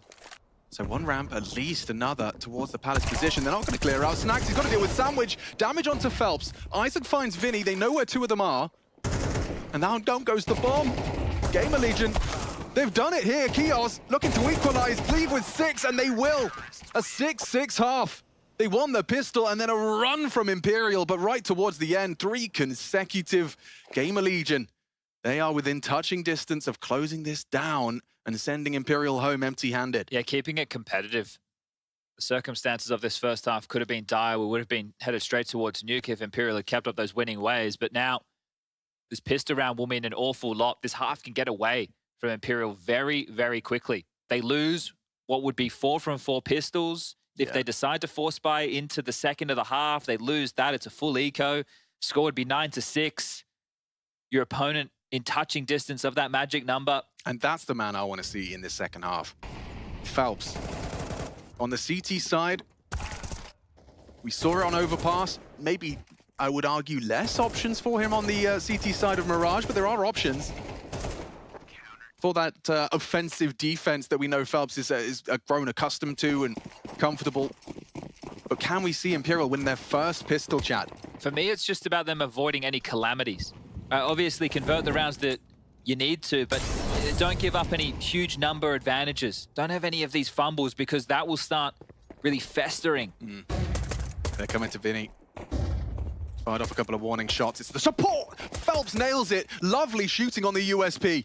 This could be Imperial's, and should be Imperial's, first pistol round of the series. And they're doing so without a single frag for GamerLegion. Isaac, nothing to do. Yeah, good time to find it, isn't it? Plenty of time on the clock, but Isaac, how are you meant to win this one? He's going to attempt to maneuver all the way around the world. Henny might hear the steps. Yeah, he's acknowledging it. I can see his little arrow. Yep, he definitely hears, yep. Just tracking him through the wall. Yeah, so Henny letting him know exactly where Isaac's movements are, and Isaac's going to get caught off guard. Phelps pivots out, takes him down, and all 5 staying alive. Keep in mind, very limited damage to any of the Imperial players, and the little details matter. That means you're going to get free upgrades into head armor, which is going to help with the type of buy. And they're hedging straight into M4s on a lot of their individuals. So cheaper head armor, A1S is coming out. It will limit util. Hold up a second. Did Snax just drop a Galil? Okay, he has done. Kios has been given a Galil. It's no hero AK, but you need to punch in. And the fact that they've invested with 4 A1Ss, if you get 2 to 3 kills, which, good luck, you've done an awful lot of financial impact. Here's this. There's nothing really for Snax to do. With a Glock? Yeah. It'd have to be dink, dink, dink. Yeah, not happening. And look at this mid setup. How are you meant to break this if you Kios? The little detail of the additional head armor by virtue of not having damage on your Kev is setup is brutal. Maybe Kios can take down No Way, maybe not, as that's the threat gone, neutralized. Juggling the Galil, nice work from Isaac. He pulls the crosshair away to facilitate a vault frag. That jump spot could have been punished. Well, 1's okay. Yeah, 1's something. See if they can turn it into 2. Vinny's isolated, or was for a moment, playing the smoke well. I think Snax, I thought Snax was going to call them over to try and catch Vinny. He's been aware of him for some time now, but they're actually heading in towards Phelps. A 2-man setup here, so this should just be a lovely double spray. Well done. Well handled. Snacks has been here the entire time. He's heard the whole thing. Now is his moment. Come here, Vinny. Come on. Yeah. Vinny just wants to get a rifle. He's like, leave me alone, man. I've got places to be. I've got to get myself an upgrade. And he's got it. Okay. So they Very happy saved with all that. the A1Ss. Great stuff. Well, Snacks will now have to operate with probably a Tech 9. The rest of his team can get into AKs and Galils.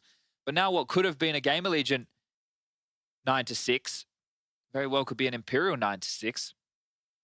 Snacks is actually operating with a Mac-10, as you can see. A nice little financial heads-up display. Insta-window. Apparently falling out of favor. Was there any kind of explanation as to why? I think because you can exploit it by jumping on this and spamming through with some of them, with how they land. The HE clear, I suppose, as well. Speaking of clear, apartments cleared. B-play, they're coming in. They are, and Keo's going to be trying to be the brute force approach. Nice trade, Volt. Takes down the threat on short. Vinny trying to delay. It's good cover. Quick rotate. Henny's farm one. They've cleared the smoke. That should be Acor dead. It's nice work from Vinny. Just Snacks with a Tech 9 on his opportunity here. Close quarters. Vinny's going to recover the AK, make some noise. Could be caught on a timing. Snacks around the smokes. We know it can go well. Isaac finds him. Plant, though, and now because it's... Oh, he did some damage. Too drawn out. Yeah, no plant. No plant today. Snacks is in a lot of trouble. Taken down by Decent. It's almost worst case scenario for the first gun round. If they're able to plant there, they have another buy. But now it just has to be a partial. Imperial, 10, right around the corner. As you mentioned, good cover from Henny. You see the defensive smoke dropped out from Vinny that he eventually gets to play around the HE, softening up Acor. Spams through the smoke. Those traces, hey, thanks for showing me where you are. It feels like it's back to being in a good mood for Henny. Yeah, you got to really choose your smoke bangs and wall bangs carefully now, with the traces being even easier to track. All right, well, it's a half buy. Really Tech like 9s, B, don't they? and they're trying to punish Vinny. At least they get the bomb down, or should. Bolt. Maybe Bolt. Oh. Oh, maybe. Maybe. He's faked it. Right under the face with the nade. He's going to go down before he plants. That is bleak. And down goes Snacks. 10 in the bank. Imperial just 3 rounds away from taking them all the way to 3. Nuke awaits. Okay. Well, it was a good resurgence from GamerLegion late within the first half. It'll have to be the same conversation here in the second. 4 in a row. Not a single bomb plant. However, Acor still able to don the AWP.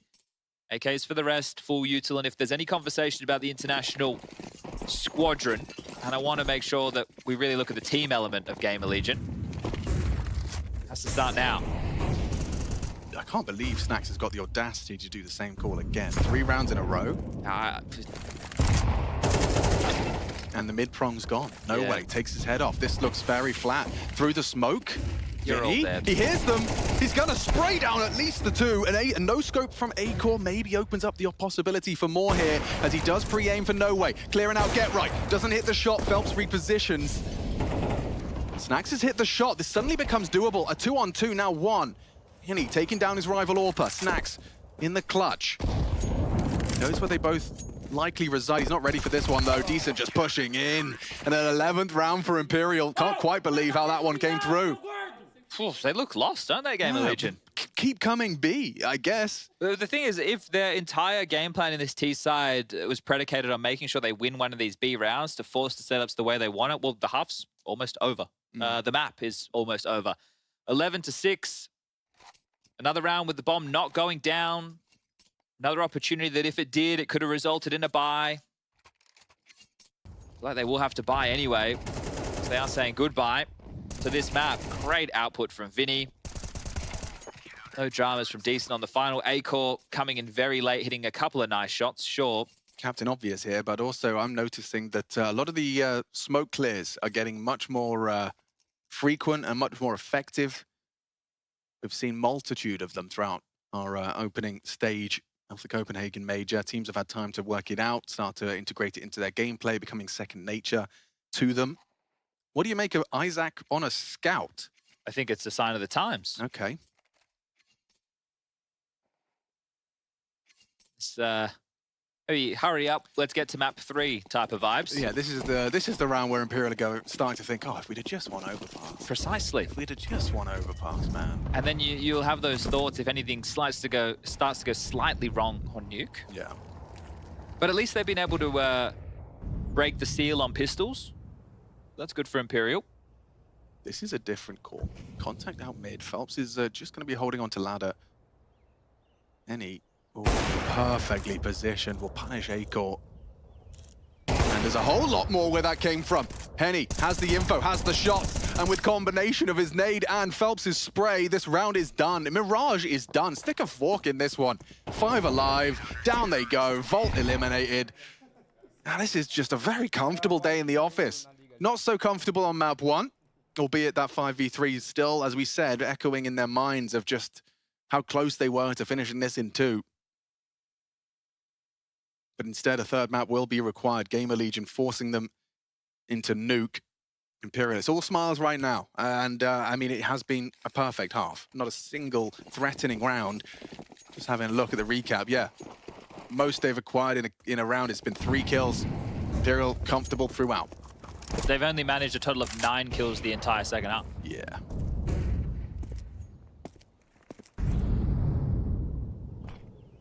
Now we get to see how the A defenders get put to work. We don't see this one coming, do we? Need the smoke, you see what I'm saying? Snacks, however, gets across. And it's nice from Decent. No way, onto Vault. Now the bomb's gone down, but this is a very comfortable retake for Imperial if they just cross their T's, dot their I's, work together. The numbers game, fighting for CT as Phelps swings through, isolates one. Nice trade back from Kios, but needs a whole lot more where that came from. And a miss from Henny, combined with Vinny's got the spray. They've got it in the bag, a 13-6 scoreline. 11 kills in 7 rounds in the second half. GamerLegion, that is a half to forget. It was over in the blink of an eye, quick, smart, great showing from Imperial, and the key is the fact that they've been able to turn their mental around from the first. Smiles on the faces, big giggles, big laughs, but still one more map to go. Nuke, the third and deciding. GamerLegion, can you find yourself before we get into that? Yeah, kind of wild. So one thing we can successfully answer is, can Imperial bounce back mentally from, you know, bad times, bad tidings? They have been able to do that. I'd love to know. I might talk to Zach and say, like, well, how did you do this? It's a modern day miracle. But yeah, Imperial able to, I don't know, just put it out the head and play some calm and collected Counter-Strike. I will say the second round of the map, I think, is probably the most important one. I don't really know if we have it already ready, but this clutch here from Norway mainly, which is a name that we have mentioned as being instrumental, turning around a 2v4 situation after getting beaten down in the pistol round, knowing what happened last map, that's exactly what they needed. They needed a breather, they needed something to light the fire from underneath. Winning that clutch, it gave them financial advantage. They pushed it up to 6-1, and then GamerLegion came back, but I think this beginning gave them a little bit of oxygen, very much needed for Imperial. And you can also see on a map like Mirage how much more comfortable they are, you know, just mixing things up. They weren't playing, we're talking about this reactive T side we touched upon on the overpass. It was very different over here. They were slowing things down, they were making GamerLegion feel uncomfortable, they were also speeding things up. The protocols look way more convincing, and that's the sort of T side you expect to see from a team, you know, on their mapping and whatnot. And look at this, all still mates. We're all still friends. No, Henny, it's funny now. It's funny when you're winning.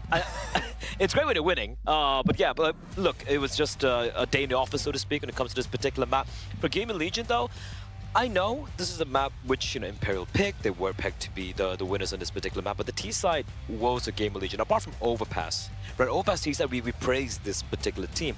But here, it just seemed like there weren't too many ideas to work with. Barely any. It felt like they were just ramming the head against a wall, hoping it breaks out at some point, and it didn't happen. Really love that we're bringing up Vinny right there for 2 main reasons. First of all, I think as a captain, you have the responsibility to write the course after this tragedy of a map 1. I think your voice is going to be needed, but more so in the game. You're talking about the offense of GamerLegion. Who did they target? This man. B-side pistol round, B-side first gun round, B-side second gun round, hoping that he would be a liability, hoping that he wouldn't be able to deal with it. And I guarantee you we're going to get highlights from his CT position as well. He played it very cleverly with the smoke reaction, sometimes behind the bench, with a couple of multi-kills that were extremely key on the CT side. So if I'm gonna attack Vini for what I thought was a tragedy on map 1, then I think it's only fair I give him props for here, a solid defense on the B side. Well, also if your T side solely is dependent on you trying to exploit Vinny on the B bomb side, I'm sorry, you know, you need to have a little bit more variation. Sure, you probably saw that as a weakness, a weak point, a chink in the armor, so to speak, on the defense for the side of Imperial. But once you realize, oh, not able to get that blade in there, you got to go for some other point of egress. Never really happened, never really got the ball rolling, despite the fact that there was some signs of life from GamerLegion in that first half, when it was like 5-1 or 6-2 for the side of Imperial. They kind of woke up a bit there, being a little bit proactive. Acor was starting to hit some shots as well, but then, yeah, go on. And you're not wrong, but you say, you know, they started being active. The problem for GamerLegion was your plan in the first gun round is a pop flash being aggressive middle, and then Vini destroys them completely. Like, he's waiting up top mid, he's getting a pop flash into 2 CT speaking him, and that's instant multi-kill. So if you're Snax, you're thinking, well, I'm not really mad, you know, like my plan was to aggress top mid, we did what we wanted us to do, and then the flash is just half a second too late, Vini puts you down 2, that's the gun round like this, you're looking at 4-1, that's just both unfortunate and successful for Imperial. I was actually surprised how flat GamerLegion were, because look, we all know Mirage, we all have the debate in the community about whether or not we want to remove it from the map pool altogether. I don't, I still enjoy watching Mirage, but they just didn't really seem to have anything up their sleeve. It was kind of strange. It was, I expected a lot more. Well, I think when it comes to Mirage, you can make a separation between the expert teams, and the expert teams will be able to win T rounds from being 0-5, 0-6 down, because this is when you need to get to a deeper level of taking middle, but after a little bit of time, faking, but not with only one player, with 2, and having this sort of levier or the structure in the attack. It wasn't really the case. I'll be fair, I don't really think Imperial had it either. I think you're looking at relatively limited T sides on both halves, but the difference is, finally for Imperial, you win a pistol round and you convert. It's a point that the casters made very aptly. They had been suffering through all of these starts of halves, always.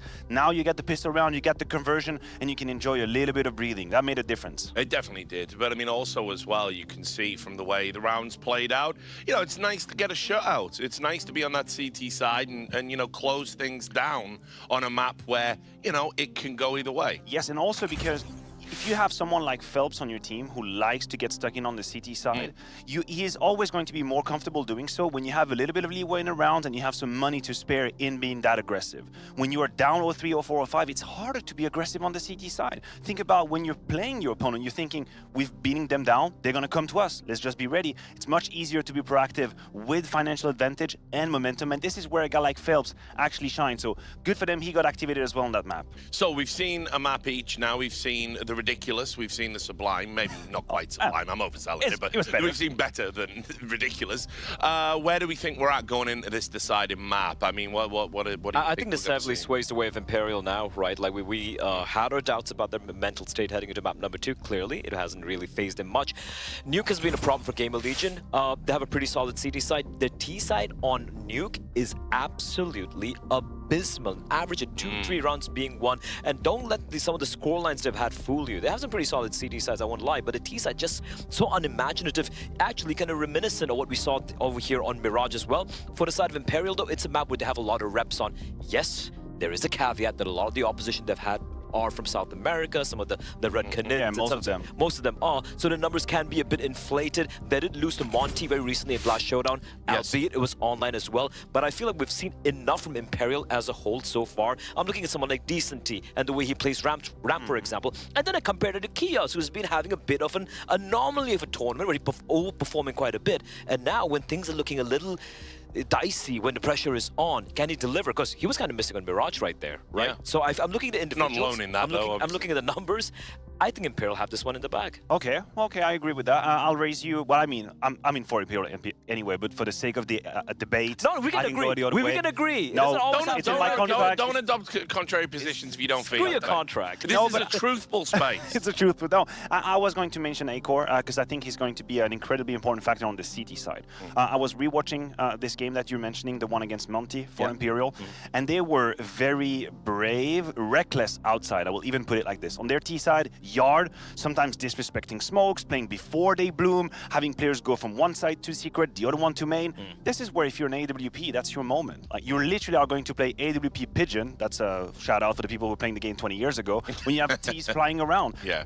I swear to God, Acor has the keys to the castle. I think if he shows up on the CT side with an op, obviously that depends a bit on the financials. If he does, he can shut them down. And he has shown up on both the maps. We saw that in Overpass 24-4 by the way, on the CT side, completely shutting it down. Destroyed. And on Mirage as well, the few rounds they were able to kind of manage to accrue at the very end of that first half came a lot down to him getting a lot of multi-kills, getting very important early kills towards mid as well. So he's definitely activated. I'll give him that. But just the one, so you're relying purely on Acor, CT side op for the win condition? I doubt that's enough. Yeah, I mean, it's not like GamerLegion gave us much more to get excited about. I mean, from the calls of Snacks, that's about it. It's going to be maybe the Acor show.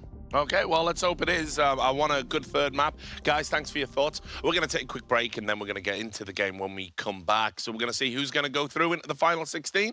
Make sure you stick around. Level up your gaming space with metal posters from Displays. Hang your displays in seconds. Swap them whenever you like. Get official art from your favorite games on a uniquely designed metal canvas and choose from thousands of posters. Join over 3 million collectors now. Your wall upgrade is here. Shop now at displate.com.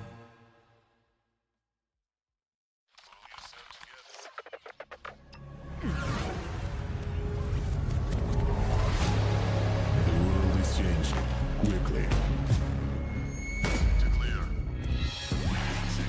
Shoot it.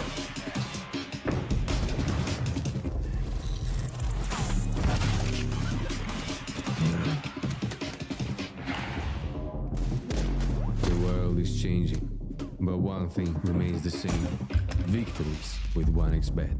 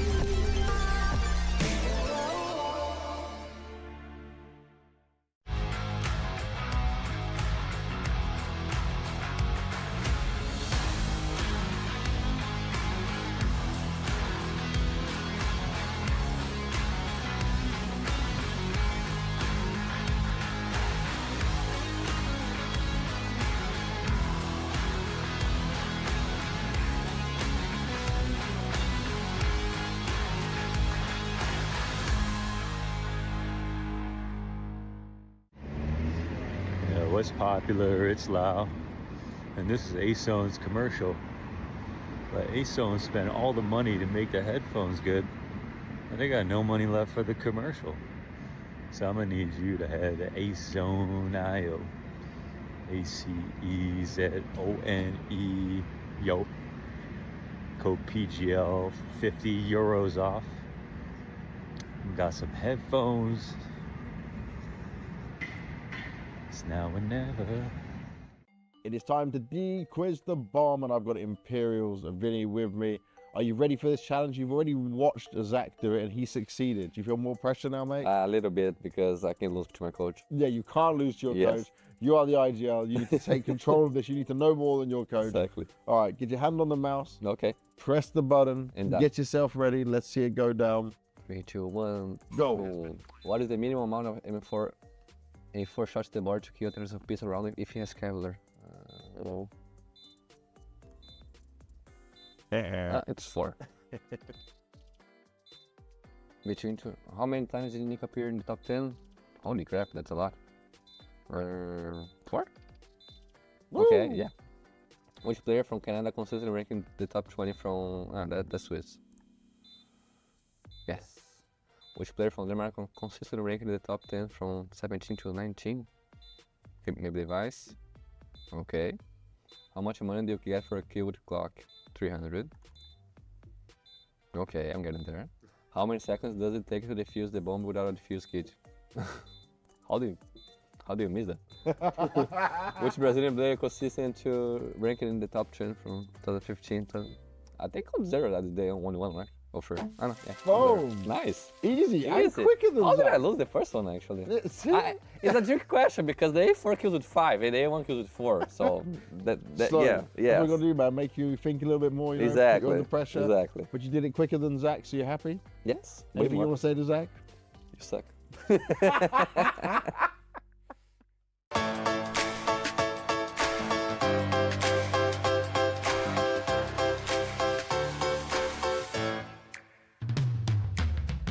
What is going on, everybody? Parler here, and welcome to a Major Vibe, where on some of the days of the Major, we take a look at some behind-the-scenes action. Right now, it's the end of day one. The atmosphere is still electric. Come with me, and let's see exactly what's going on.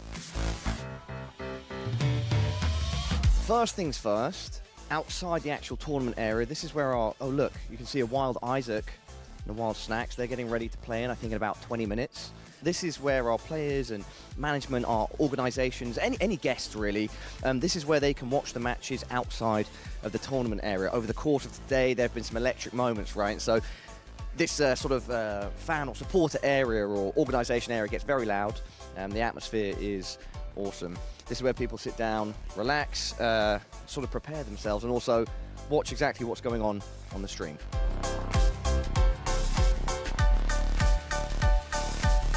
Around this corner, I can show you the desk. Right now, we have Shocks. Hello, Shocks.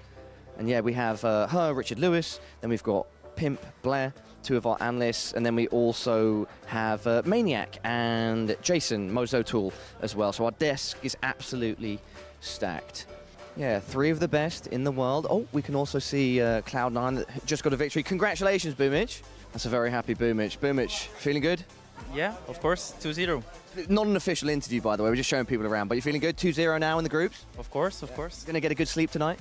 I think we need to prepare for tomorrow, and after we can have some rest. Well, go do it, bro. I don't want to keep you. Congratulations. It's a great start for your major. Guys, can I ask what's going on here? What the standing desk and everything? Guerry? Bro, he one day at the practice, yes, he asked me if he can practice like that. Practice or play in an actual official? No, he practiced like that, and he liked it. And Gabriel, why is that? The standing desk, is it just better for the back, better for the carry? I don't know. I'm 32 years old. Yeah. I've been playing on wrong chairs for half of my childhood. You know, this helps. It's off jobs. You gotta stay standing a little bit, you know? You've very often been regarded as one of the greatest minds to have graced the game. Is this the new meta, the standing desk in officials? If I kill 30 bombs, yes. If we lose, no. Best of luck out there, guys. Movistar Koi right now as well. The Spaniards, it's been great to see them here at the Major. Then over to my right, we have Lin Vision. Yeah, the tension is very high.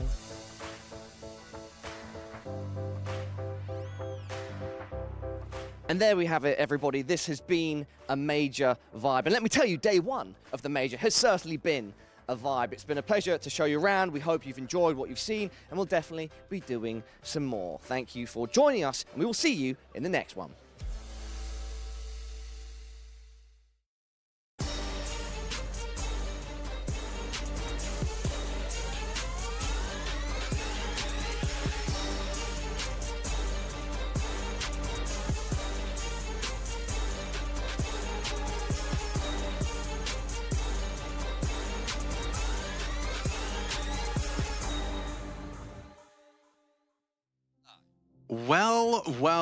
Well, a third map, and it's do or die, sink or swim. Only one team will be able to secure themselves a spot in the elimination stage, so elimination at stake in pursuit of the elimination stage. Yeah, and look, it depends on how you want to frame this series so far, but map number 1, GamerLegion choice just being eked out in their favor. Thought they'd be able to run with that momentum into map number 2, but not the case. Imperial, they screwed their heads back on tight and course corrected with a fantastic dominant showing on Mirage. And now we move into Nuke, and Nuke's not the flavor of the month by any means for GamerLegion, is it, Alex? No, flavor of the month is perfect turn of phrase because it has been nearly a month since we saw GamerLegion step into Nuke. In fact, the last map they played, the last Nuke they played, was the one that eliminated their hopes of making it to the Major. They're here.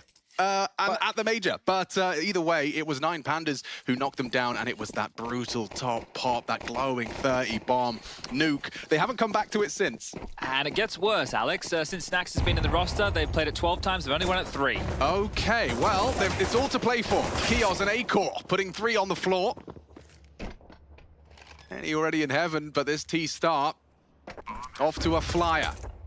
Nice one back. Henny, a 2v4 retake. I think it might be asking too much of them. Got 2 heavy hitters, Decent and Henny alive for this. Time going to become the biggest issue in a moment. Yeah, and Isaac, if he goes down, it gets awkward. And Decent took his time with that one. Body shot to finish. 2 to find, would need a flick. Acor has arrived on Nuke. That's a dream. To have him online in the pistol. 4 frags from the Dane. And a T round early. Well, considering how he started both of the previous maps, it's going to be important for him to get online early. But another pistol round. Yeah, that is going to be 4 out of the 5 so far in favor of GamerLegion. A good way to start their campaign here in map number 3. And Kios, we know he likes to make some noise over there on the GamerLegion camp. Well, it is going to be an eco coming out of Imperial, so the 2-0 start should be a certainty. Just taking a look over those 12 maps played with Snax in the roster on Nuke. Snax is the highest rated player with just over a 1.0 rating at 1.03. Everybody else negative. It goes Acor, Kios, Volt, and then Isaac down the very bottom. So it isn't going to be easy for GamerLegion. You take a look at who they've played, it's just European opponents. There's an M80 in the mix, but that's one of their very few wins. Be a unicorn round available. As that smoke. Imperial have seen enough. They don't want to give any kills over to the pesky MAC-10s. The $600 kill reward not looking possible just yet. Isaac is tentatively searching, but he's heading the wrong way. So all 5 staying alive, make it all 10. Oh. Wow. Well, it's not a unicorn anymore. No way. Eliminated. It's a painted horse. Only 2? Painted horse? Well, because unicorns aren't real anyway, so it's just if we paint the horse to look like a like a bit of PVA glue, bit of cardboard tube. Yeah. Use your imagination. Arts and crafts. Talking about using your imagination, I just saw an auto shotgun for a second. Thinking twice about it was no way. Okay. I'd like to see it. I think it's beautiful. The strongest shotgun. Yeah, get it out and about. Yeah, instead he's gone for an M4, which I'm not going to fault. Hard to fault that one. Does limit his utility options. I think that may have been where his thoughts were going. Now, Volt's already across. We've got a bit of a standoff here, and they're looking like a bit of a lobby crunch. 2 pushing her early. Decent clear in the smoke and taking the fight. Volt low. Is he expecting lobby to be surged into like this? Phelps is already active down the vent. Yeah, he is on high alert. Look at this, defending his honor right now, Volt. He's got a lot to do as his team descends secret, so it is going to be a question of how much more Volt can get done. He knows he's conceded lobby control. His whole team heading towards Phelps' location. Molotov not deep enough. Problem. And they've team flashed. The team flash. Look at the damage inflicted. Volt's a dead man. No, he gets another. Sensational work from Volt. He knows he's gonna go down eventually. He just starts to spray. Snax will be getting that bomb down. We got ourselves a 4v2. Yeah, you can see where some of these little issues almost cost GamerLegion. Not getting the molly in towards the stairwell deep enough gave Phelps an opportunity to do quite a lot of damage, but nothing lethal onto the likes of Kios and Acor. But you get excited about Volt, and for good reason, was not worth multiple kills. Wow. Stalled that out single-handedly, and that is going to be the 3-0 start. We did just discuss, obviously, the record for GamerLegion on this map, and it's pretty bleak, but the majority of their opponents are Europeans, whereas if you look at Imperials with this roster, well, the majority of them are South American. Actually, all of them, bar 1, is a South American result, and that was against Monty, where they played in the Blast Premier Showdown. Are they good results? Against the local opponents, yeah. Okay. Yeah. Unfortunately for them, they've lost 4 out of the last 5. Oh. So that's not great, but the record overall is a positive one. It's 14 for 6 over 20 maps played. Okay, but on a bit of a loss streak, as it were. So look, it's difficult to grade, especially when, you know, one of the wins is a 13-4 over Pain, who are already qualified for the elimination stage. So Counter-Strike math, sometimes it's good, sometimes it's not. I will say I've kind of liked the direct nature of Snax' call so far. And the anti-eco, he just sends 4 top. This one he sends 4 secret on the first gun. Now let's see what Snax is cooking.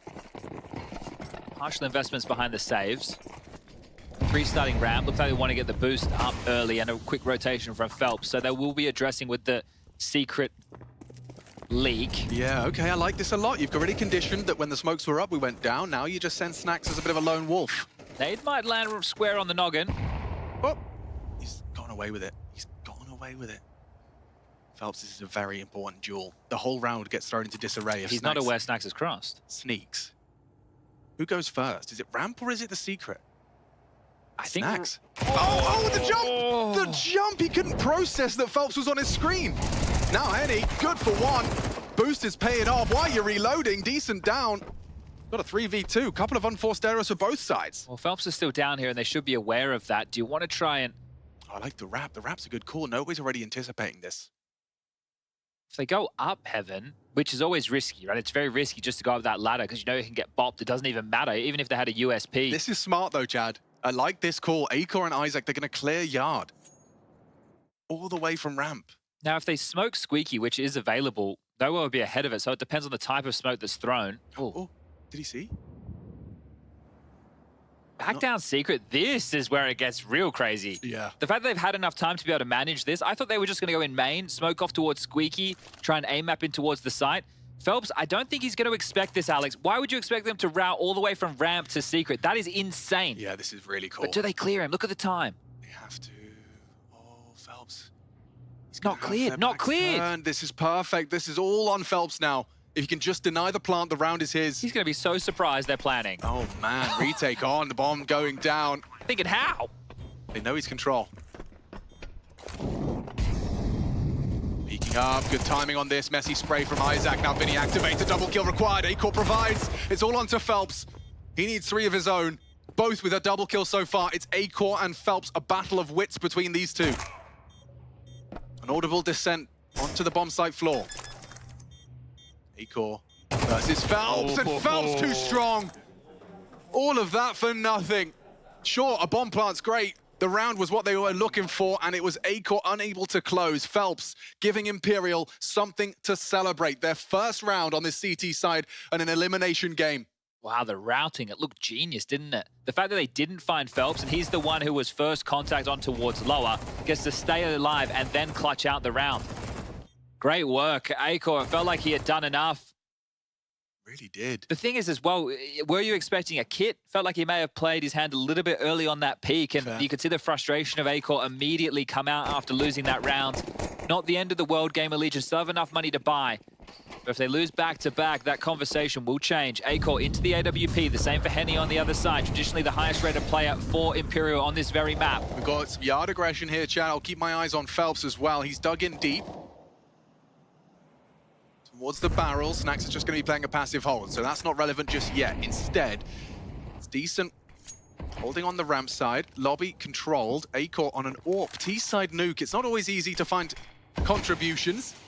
I think right now, just the sheer amount of space and information that Phelps has available to him is quite a key for this round. If they go and search backyard at all, if they throw a smoke wall yard at all, Phelps will know very early. So that means the boots can stay planted elsewhere. Yeah, this molly's not going to achieve anything either towards the back of the site. You can see Vinny actually already playing to the side of the silos.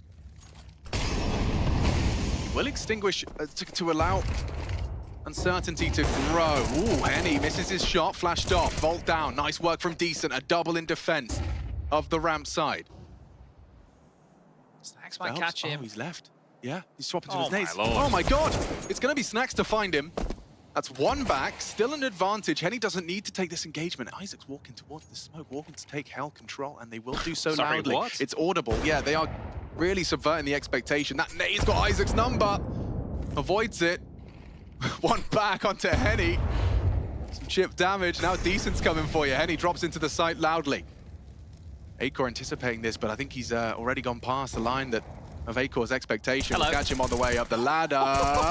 Okay, Acor jumping to his demise, and this one is a convincing finish. Decent will take all 4. You can see how much that feels for him. Bora, porra! Beautiful, beautiful. Geladinho, geladinho. Eu vou subir, hein? Got to get the juices flowing. You can see that's just a motivational speech. He's had a strong round there. Well, the desk was touching on it as well. After Henny had his bit of a meltdown at the tail end of Overpass, they felt that Decent was the one who was trying to keep the team together. Yeah. Not only was he delivering on the scoreboard, but also emotionally. And right now, he's at the tippy top, 6 in total, tying things up with Acor on the other side. Finances still there for a GamerLegion purchase, but slightly light on emissions with Volt onto a Tech 9. A Galil for Acor, and the double smoke wall deployed yet again. This time more than just Snacks to try his luck. And Volt already down the vent, so if they can get across to Secret, a B finish very likely. Oh, not far off there, Henny. Careful, Whistles Phelps. one pass, and look at the aggression. They both had their knives out. Phelps takes 2. Snacks for the third. It's Phelps. Locks down yard for the third for Imperial. Said careful. He's very careful. Carefully taken 3 and aware of Volt. This will be the 4th. Go on. Nice from Volt. Pre-aims the elevated angle. No way dead to Kios. This would be a disastrous fumble after the Phelps 3K. And they've been avoiding these all throughout Mirage. Imperial haven't had many slip-ups, have they? Oh, yeah, this is where we find out if it's a fumble. Kios is dead. Oh, he had a chance. Vinny was not prepared for it immediately. Bomb right in front of the AWPer. So, yeah, Volt's options are not particularly exciting. With a missed AWP shot, however, he gets to work a little bit more magic. Oh, Molly missed. Yeah, missed. And now he's just going to have to try and pick up this bomb into the AWPer. Henny misses his chance. Decent's flanking. Vinny on top side. Oh, God, he's playing it well, his Volt. He's aware of where 2 of the 3 remain, but with 20 seconds, unfortunately, there's no way in. Decent down. Nade hits, 6 HP. Henny should have him on the cross back. And we will see Phelps' 3K converted. A little bit of sweat on the brow. To get closer, and you could see why they had to hurry. The smoke wall was starting to fade. That's why they pulled out the knife so they don't get caught off by the AWP.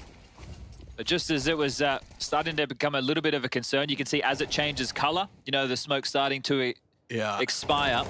That was the cue, was the re-smoke. He knew one of them just thrown a nade, wouldn't have their gun on. Walked through, caught the timing to perfection. And it's forced a tactical timeout from Ash, coach of GamerLegion, wanting 30 seconds to have the discussion with his squad. The loss bonus going into the next round is going to be 2,900, so they can all invest a little bit right now. God, this is where Counter-Strike gets so intense. You know, this Major's got weeks more of Counter-Strike ahead of them, but if you don't convert nuke now, your journey ends. Could be quite the day for Brazilian Counter-Strike as well. Obviously, Legacy unable to take down Mongols to start the day, but Furia versus Sora up next. We've already had Pain go through. Yeah, Brazilians have really made an impact here in Copenhagen. Obviously starting at the RMR, and I'm so impressed by Decent. Found by the Furia Academy in 2021. A couple of years later, he finds himself representing his region, battling for a spot in the elimination stage of the Major, the top 16 of the Major. This one, a non-starter. Over as quick as it started, huh? He's got his shotgun out now. Like to see it, at least give him a chance. Let him get 900 bucks. Someone, leave him alone. This is mine, says no way. Phelps will take them all. All right, fine. Well, Phelps having a good map, 11 kills for him in total. Head and shoulders above the rest right now, Decent. Next on 6, Henny with 5. 1 apiece for the likes of No Way and Vinny. Now that was a timeout into an eco, now into the guns for GamerLegion. Pistols have been,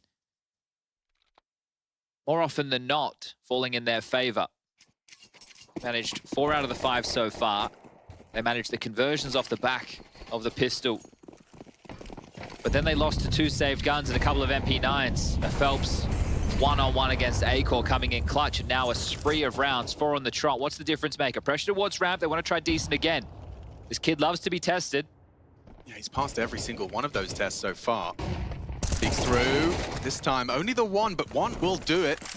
The gap covered by Phelps, and Snacks completely unprepared for that early rotation. The fact that Phelps is here already, it's a sign of good comms. He's lost his head. Now the site is open for GamerLegion. Isaac, the late component, still on silo. Henny still towards the warehouse, and they're not committing to the low site. Not the weapon you'd want for this play from No Way. It'll become better momentarily. Oh, if they actually go back to lobby, this is dreamy. Oh, it's the perfect weapon, Chad. Munch I take him it all up. back. I take it all back. It's the perfect weapon for the job. A good trade back from Kios. Game on. Isaac, it's a good freebie. moves, but it's a free frag. Henny not going to rush that one. Even had a chance to double scope. Oh, just like that, Henny secures it. Bora, as they would say, 5 on the board for the CTs. And in the last 4, no plants. So ever since Phelps was able to win that round, GamerLegion have been in trouble. And you said 1 enough. I agree. I think for a ramp anchor to be tested, you know, if you're not getting 1, that's where you have some issues. But the fact you can make it a 4-on-4, done what you can considering the circumstances. And this is great from Henny, isn't it? The premonition, sees the smoke, picks his timing, grabs himself a 2-piece feed, as it will just have to be another partial. This is getting away from GamerLegion and quickly. I understand this is the T side of Nuke, but it's more about the rounds themselves. Opportunities feeling few and far between. Doesn't really feel like they're fighting for much of this. Oh, hello. Oh, dead immediately. Kios trying to be a rat about it. Tech9s get sprayed on down. No way comfortable. On the A4, caught with an aid in his hands. That's a good one back from Volt. Twice we've seen him on that Z-axis with the Tech9 find the frag, but it's all for naught. 6 on the board. I just want to remind you, Alex, to think about the second half of Mirage and how quick it all happened. Yeah. You blink and you miss it. It was very, very fast. Snacks just called them into B play after B play.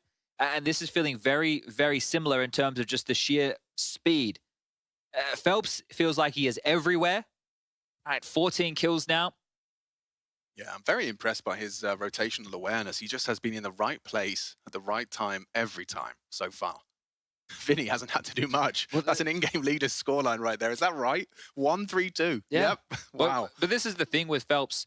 He is meant to be the star rifler of this team, right? It never really came to fruition as well as it could have back in the day. He's got a bunch of major attendances under his belt. I think one of the issues as well, when he joined the best Brazilian team, he was in the shadow of what the old legacy that was left. Yeah. And they didn't quite reach those heights. And also when they were in the roster with Fer at the same time, there was quite an overlap of the two of them. Here, being given the opportunity to be the player he wants to be. And he just goes wherever he wants. He's going to go start lower again. Henny taking the AWP. What is this from Henny? There's no way you're ready for this one if you're Kios. A full play set up to mask this scope and set him up for success. Down goes Volt. He can't believe it, shaking his head in disbelief. There is an AWPer pushed squeaky. An A-Core now, ooh, spotted out. Phelps there, gets the info. Maybe not. Phelps was scared. You could see the way he didn't want to readdress that, but A-Core open to secret, could have gone down to the side of the head and no way back into the shotgun. Oh, they're feeling themselves. They've caught that vibration. They're on the right frequency. Everyone on the same frequency. Look how stalled out GamerLegion are. So scared of lobby, no outside space. This could go wrong. If Kios plays this to perfection and times this bait, he's going to put his toes in. Oh, I thought he would go back up the ladder. Instead, he goes down to the shotgun. Henny is dead. Thanks to Isaac and his handiwork on the AK. You got 50 seconds. Phelps still sticking around secret. He could catch the flank here on Snacks. He just jiggles it out, spots his legs. Beautiful. They're playing some really tight Counter-Strike on the CT side. No way. Recovers that AWP and puts it to good use. This is class. It is a real masterclass on this CT side. No way to be run down. Oh, they line up for him. A double. Isaac puts himself in a position where he could very well break the hopes of Imperial. It's covered by Vinny, a 7th secure, and I love the way that round has played out for them. Yeah, could have looked a little bit silly at the end, obviously getting overzealous with the aggression, but it's all good in the hood. Vinny gets his 2nd kill, Alex, and it's to save the day. Oh, yeah, I'm still thinking about that Kios ladder climb. I thought the idea was that he'd go back up the ladder, then the swing would come through with their AWP distracted, but he's not to know. Didn't know the setup. Caught off guard, and this just, okay, is this going to be another one of his Snacks Tech9 charges? Well, think about it, Alex. The bomb's not going down. They're not finding any penetration. On Mirage, there was multiple times they got into the side, but then didn't plant, whether by hesitation or fakes. Okay, they're trying to smoke ball this time. But Phelps is aggressive again. He's perfectly positioned. Snacks can clear this. He has been previously. Flash is there for it. Phelps still gets himself one. A rifle falls into enemy hands. They clear the smoke, and he's set up for success. Nice work from Kios. Everyone's here. Oh, that's big. Vinny down through the smoke. They're all here to fight. Back his turn from Isaac. Oh, no! No! Kios fumbles! The fourth round was there in front of him. Oh, what a pivot. Oh dear, he's going to be mad at that. Maybe there's something to be said here. Bolt, how much do you clear main? Doesn't matter, no way, perfect pre-aim. Holds the angle. Loud on the Imperial side of the stage, silent from GamerLegion, and it's been silent for 8 rounds in a row. They got the pistol, they got the following 2. And ever since, it has just been Imperial sprinting towards the elimination stage. And I know I sound like a bit of a broken record, but this spree started with that Phelps clutch against Acor. Yeah. That was also the last time the bomb went down. And this is the first time since where it's felt like there's been a back and forth biffy tradey round. And they had an opportunity to seal the deal. A missed shot in the back of the head with the Take 9. 18 years of age here, Kaiki Santos. No way, having one hell of a performance to secure these top 16 at the major. Not getting ahead of myself, but if they can keep GamerLegion locked out, as Henny again racks up a frag on the orb. His 10th, Phelps again with the perfect timing, playing secret to perfection, decent down, Volt. One back, a bit of an overextension perhaps from the ramp player, because that's a gap. It's a massive gap, a gaping void.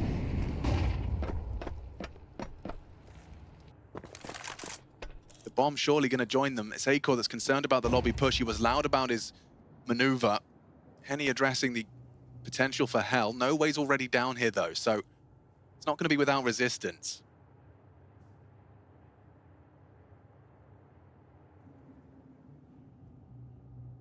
Wow. Imperial, the first team for No Way. Not a single other team on his record. This little hidden gem is tucked in on control. Kale's going to close clear as well. He wins it out. Important duel. He's leveled the odds. Rotation's already available, but it's all a fake. But look at Henny's position. This is oh, it was perfect. Oh, and the steps likely heard. There's a free avenue up the ladder. Acor might even catch him in the back. 25 seconds. Can't miss this, and he won't. Oh, headshot. He guaranteeing it. Now Kios becomes the flanker. He's heard all of it. This is so beautifully constructed. Sure, a little too little, too late. It's the final round. They know where they're both coming from. Dead immediately on the ladder climb. Vinny coming in from main. Covered by Acor, and a 4th round found. They played that beautifully. Mid-rounding nicely, and Ash trying to get the troops motivated, because that has given them just a little bit of a lifeline. You've got 40 rounds. That's par for the course. Yeah, a long time between drinks in the rounds, and that actually will inspire a little bit of confidence considering their success within the pistols. So pick this one up, start grinding your way back into things. You're now on the defensive side. You get to stand and receive and see if you can deliver the same type of pain. But again, an outstanding half from Phelps. 17 kills in total. Was successful in 5 opening duels. Him and Henny combined for 7 in total out of the 12 available in that first half. Dropping the ball here at the final throws of map number 3 in the first half, but how much of a difference is that going to make? The Brazilians have been running with some sheer momentum ever since their map choice. Oh, well, I think on Overpass as well. Remember, we discussed that how bad they could be thinking if this one all falls apart, knowing they could have taken Overpass. They were in prime position, a 5v3 number advantage, the last round of regulation, and then they let it slip. Nothing dotted in overtime, but here we are underway. Up on silo is 2. Phelps and Vinny. Jiggling this out. They've seen Acor, and he's gooshed. He can't repick. Yeah, get out of there. Snacks will call the drop onto main. Would have heard it.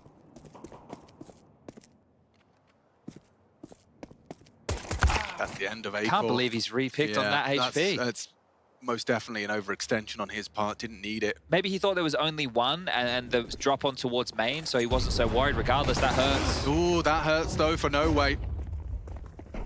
Watching now, the dual Beretta's holding HUD. That's a good position to be in. Isaac threatening lobby. No one looking. Snacks will find one. Goosh down. Bomb's on B. Away. Bomb is on B. Volt quick to address this. He has no support.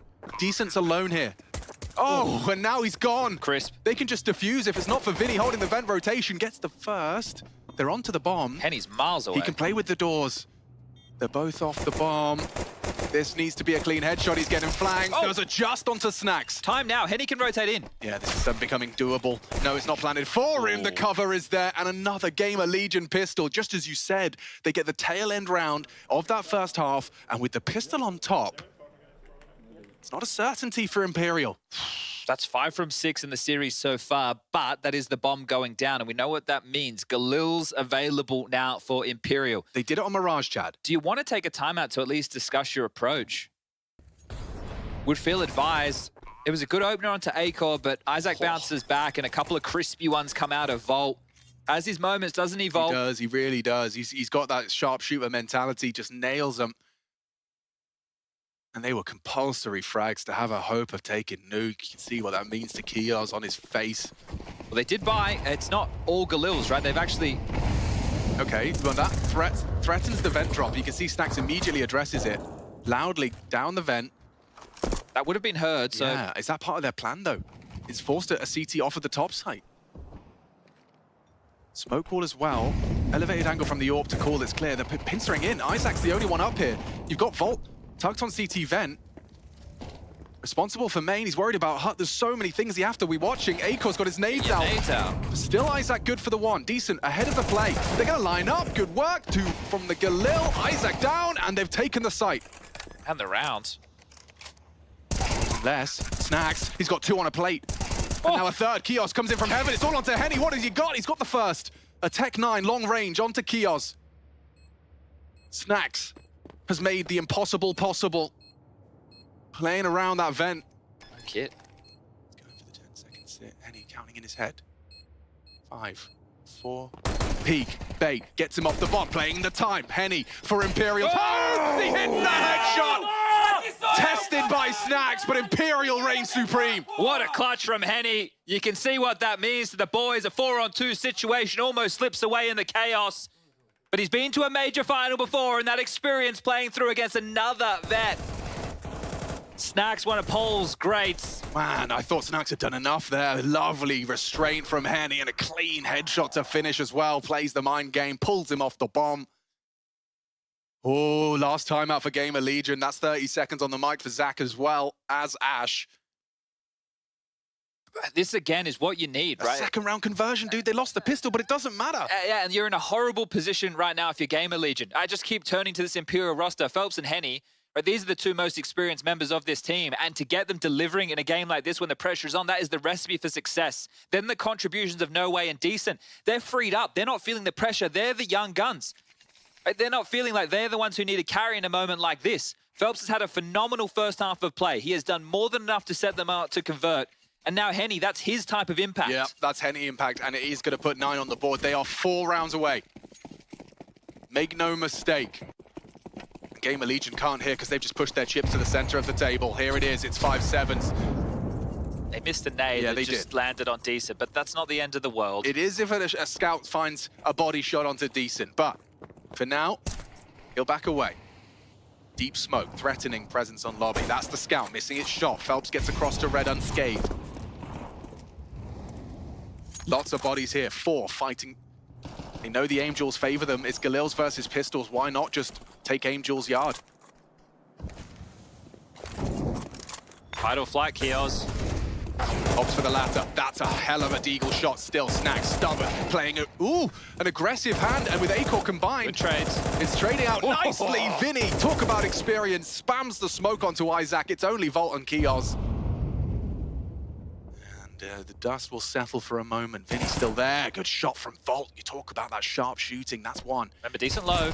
Yeah, it doesn't matter. He's got the timing. Volt was unprepared, and it puts Kios into a 1v2. They know where he was. Know where he is. Henny closes it down. 3 rounds, 3 more rounds.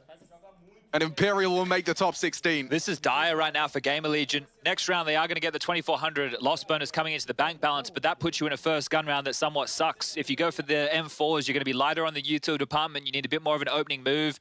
And I think a pretty hollow-looking face there from Kios is telling of the scenario. 11, a gift available right now. It will just have to be USPs across the board for GamerLegion as they can see this opportunity that they were given. 9 Pandas unable to field their roster. GamerLegion called up last minute, have been battling through. But the run from Imperial, we discussed it, has just been European opponents. A 22-19 win to open up their proceedings here at the Major against Ents on Anubis. A slight 16-14 loss to Heroic on Mirage, a team that went 3-0. A dominant 13-7 victory over a loss-looking Apex on Overpass. And then yesterday, falling to the Danish reps of Ecstatic. No, not Astralis, Ecstatic, in a best-of-3 series that went the distance. And I'm sure there is some sort of poetry and irony in the fact that GamerLegion, whose major dreams were dashed on Nuke, find themselves just 2 rounds away from elimination on the next time they play it. A whole month since they last took an official on Nuke. Just in top, Vinny's just in. Yeah, and Volt's found one on that hut position. Snacks in support as well. They have managed to keep the wolf from the door for now. Henny in the smoke. Phelps already main. So smokes fade, they'll start to activate. Phelps, however, has been spotted out with the loss of Henny as well. Now at disadvantage, GamerLegion clinging on. Lovely little gap found here. Will Kios acknowledge it? I don't think he will. I think Phelps has actually played this to perfection. This will bring us back into a competitive 2-on-2. That's exactly what's up. Completely catches Kios with a jump scare. Decent's been static this whole time. They have to push lobby for info. They're going to clear this, are they? No. Tucked on the vent.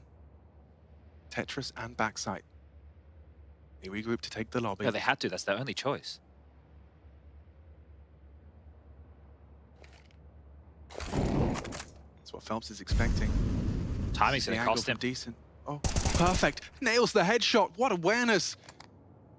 And patience. He has the bomb on his back, but he's not in a rush. Phelps is coming. And round the world, another beautiful flank from Phelps. He is playing his game, his way, and Imperial now 1 round away. The bank is broken. GamerLegion are done. They are dusted. 3.5K, the high end. They won the pistol again. They lost the follow-up once more. And Ash, the coach behind, looks defeated. This is exactly like Mirage. This is exactly how it went down. And this should have been a 2-0. Overpass could have been Imperials. They could have sent GamerLegion packing a whole map earlier. That 2v3 though, but Phelps was in full control the whole time. 24 frags. This Brazilian star, with trials and tribulations upon his arrival to the top of the scene. But right now, he's looking for the top 16. They have had some missed util in the last 3 consecutive rounds. A missed HE and now 2 missed smokes in back-to-back, but it doesn't matter. The firepower's getting him across the line. Now it's just MP9s. Yeah, the CTs, they're already in lobby. It's Decent's responsibility. Walks away. Oh, Acor gave him a step. He got the sound cue, a free frag, as Imperial are 4 frags away from securing it. Full focus. Team play priority. 3 MP9s is all that stands against them. 1 has descended the vents. Isaac responsible for a whole lot here. Doesn't have a smoke, doesn't have a molly. Kios is going to be jump spotting. And that's the frag. Isaac delivers it. Looking for that AK, could make it a world of difference. Stalled for a moment, but there's still options. Decent back lobby, and that's a kill. No way. Finding a way back in. No smoke is safe. You think you can maneuver, you think you can reposition. 30 seconds. Yeah, Snacks is in a prime position. Vinny, good for it. Opens up the top side, you'd think so. Volt's the only one here. Imperial to knock out GamerLegion and to secure it for themselves, to take the top 16. Another Brazilian team with young talent. No Way's first team. Decent, 20 years of age. No Way, 18. Vinny, spat out by Furia. And doing it with young talent and known quantities in Phelps. It's Volt in the 1v2. He's gone. They're in. Imperial raise the roof. A full 3-map affair, but convincing on the victories. And you can see what it means to them. Just the young guns. The type of Counter-Strike that they were able to play today. Dominance. This is the key. It's European opponents all throughout. This is a legit showing in the opening stage here in Copenhagen. A fantastic win, and the emotion. They only have tonight to celebrate because they get back in action with the elimination stage first thing tomorrow. But phenomenal stuff from Imperial. Great showing from Phelps. And GamerLegion, they've been sent home on Nuke yet again. Yes, and incredible emotional scenes. Obviously, they were able to get it together and rally and unify and put on a masterclass on Nuke, particularly Phelps. Oh, definitely. You know, rolling back the years on that one. I talked to you about his multi-kill ability on the CT side. If he gets a little bit of momentum and then he suddenly trusts in his moves, so many gambles he made, so many times he had the right position. Would it be that secondary ramp below players? Sometimes in secret, he was absolutely unplayable. And boy, it's been a hot minute since we heard that Brazilian roar of victory here in Counter-Strike. Yeah, and there's something to it. Yeah, to each other, plenty of roaring. God damn, we were right next to it, watching the last few seconds of the round, and it's good to see. It feels great to see. We speak about the, you know, how emotions can be a bit of a double-edged sword, right? We talk about how sometimes it can lead to tears, but when it comes to getting that win, punching the ticket in, it is addictive. It is an addictive feeling, and you can see how much it means to every single one of the players. But yeah, I have to agree about Phelps and Henny. I know Henny got a little overshadowed as well, but that outside control coming out from those two players, absolute shutdown. And I hate to be the guy to say, I told you so, but GamerLegion's T side, they really didn't have much to show there. Yeah, I mean, look, a few thoughts about GamerLegion, because I'm sure we're going to talk about Imperial. I mean, you know, as I said, they were given the miracle to be here. And the thing is, you know, outside of Overpass, it just wasn't it for me. Yeah, it's been an issue for a little bit. I would say that the maps that they could very heavily rely on got smaller and then shrunk and shrunk and shrunk just to end up really on Overpass, which we were ready to give them a W. Here, that was a little bit uninspired. I will say, I don't think they played a profoundly bad T side. I just think that Imperial were very much online in the timings that they needed to hit and when they needed to be aggressive. They found a balance. Life must have sucked as a GamerLegion player, because you have players who are coming into HUD with an AWP, covered by a shotgun, suddenly someone is pushing into door at the same time. This can get very claustrophobic whenever the defense is on you with the right timings, and this is, in my book, mostly what happened in this I think we can take a look at that round, right? I think it was round number 10 you're talking about right there, where just the aggression, just the confidence coming in from the side of Imperial. We had Henny with the up towards outside. Here we go. You can just look at the movement coming in from Henny here, right? It's going to be an early Molotov towards HUD. We have, you know, Phelps being aggressive outside right here. It's around 11 over here, but just this actually adds on to what you're talking about Phelps, right? He's taking matters into his own hands. The trades being very solid indeed. And in the end, eventually, you know, despite the fact there were moments there, it didn't quite click for GamerLegion. That was a bit of a fumble as well from Kios here, but I like that we start with this one and we see Phelps being found actually, because there were multiple rounds where he was actually very forward and he had information. If not kills, information. You're able to tell your teammates, listen, I'm under silo. There's nobody. It's going to be ramp or inside. I have it. And for that matter, the MVP performance. Yes, we're going to go over now. I think Parla's got Vinny, so looking forward to hearing from the IGL of Imperial. I do indeed have Vinny, Richard. You guys are going absolutely mental right now. What's the vibe, Vinny? Congratulations, you made it to top 16 of the major. I mean, just insane, man. Just going all this way with this team, which is just 3 months, you know. I think everybody's just happy. We work a lot, and we're playing really great CS, so we just want to test ourselves against the best. Vinny, you'll be joining Pain, so at least 2 Brazilian teams in the top 16 of the major. Furia will try later. Does it mean even more knowing that you've got extra Brazilian representation in that final 16? Oh, definitely, and it helps the region. Like, if Furia wins, we have 7 spots for the next major, so I think everyone needs to win right now. We're really happy, just the level we can achieve, and just, I don't know, just really happy.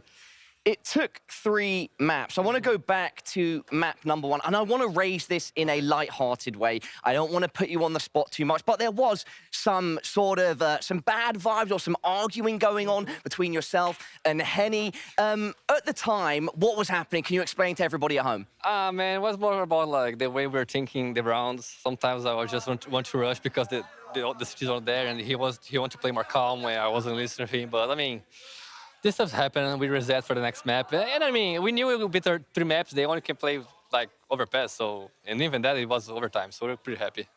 That's actually what I would like to go on to, because it seemed that you were able to completely mentally reset. Mirage 13-6, Nuke 13-5. What did you do to reset, considering the context of map 1? I think we're just betting that maps. I think we practiced against the Mirage, and so we had a little bit of idea how it's going to be, but on overpass, even when we did 9-3. We knew we had a good chance, but we're just a little bit sloppy with some execs, missing some nades. So, I mean, that's the map. You know, city side is really strong. So when we went to Mirage and Nuke, we knew it would be like city side, and archery side on Mirage is really strong. And we're just like, no problem, man, guys. We can like return this match easily. Vinny, you get straight back into the server tomorrow. What happened? Do you not? Is that incorrect? Or how long do you have off then?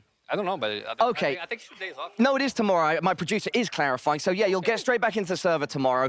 Vinny, what's next? How far can you and Imperial go at this major now that you've secured top 16?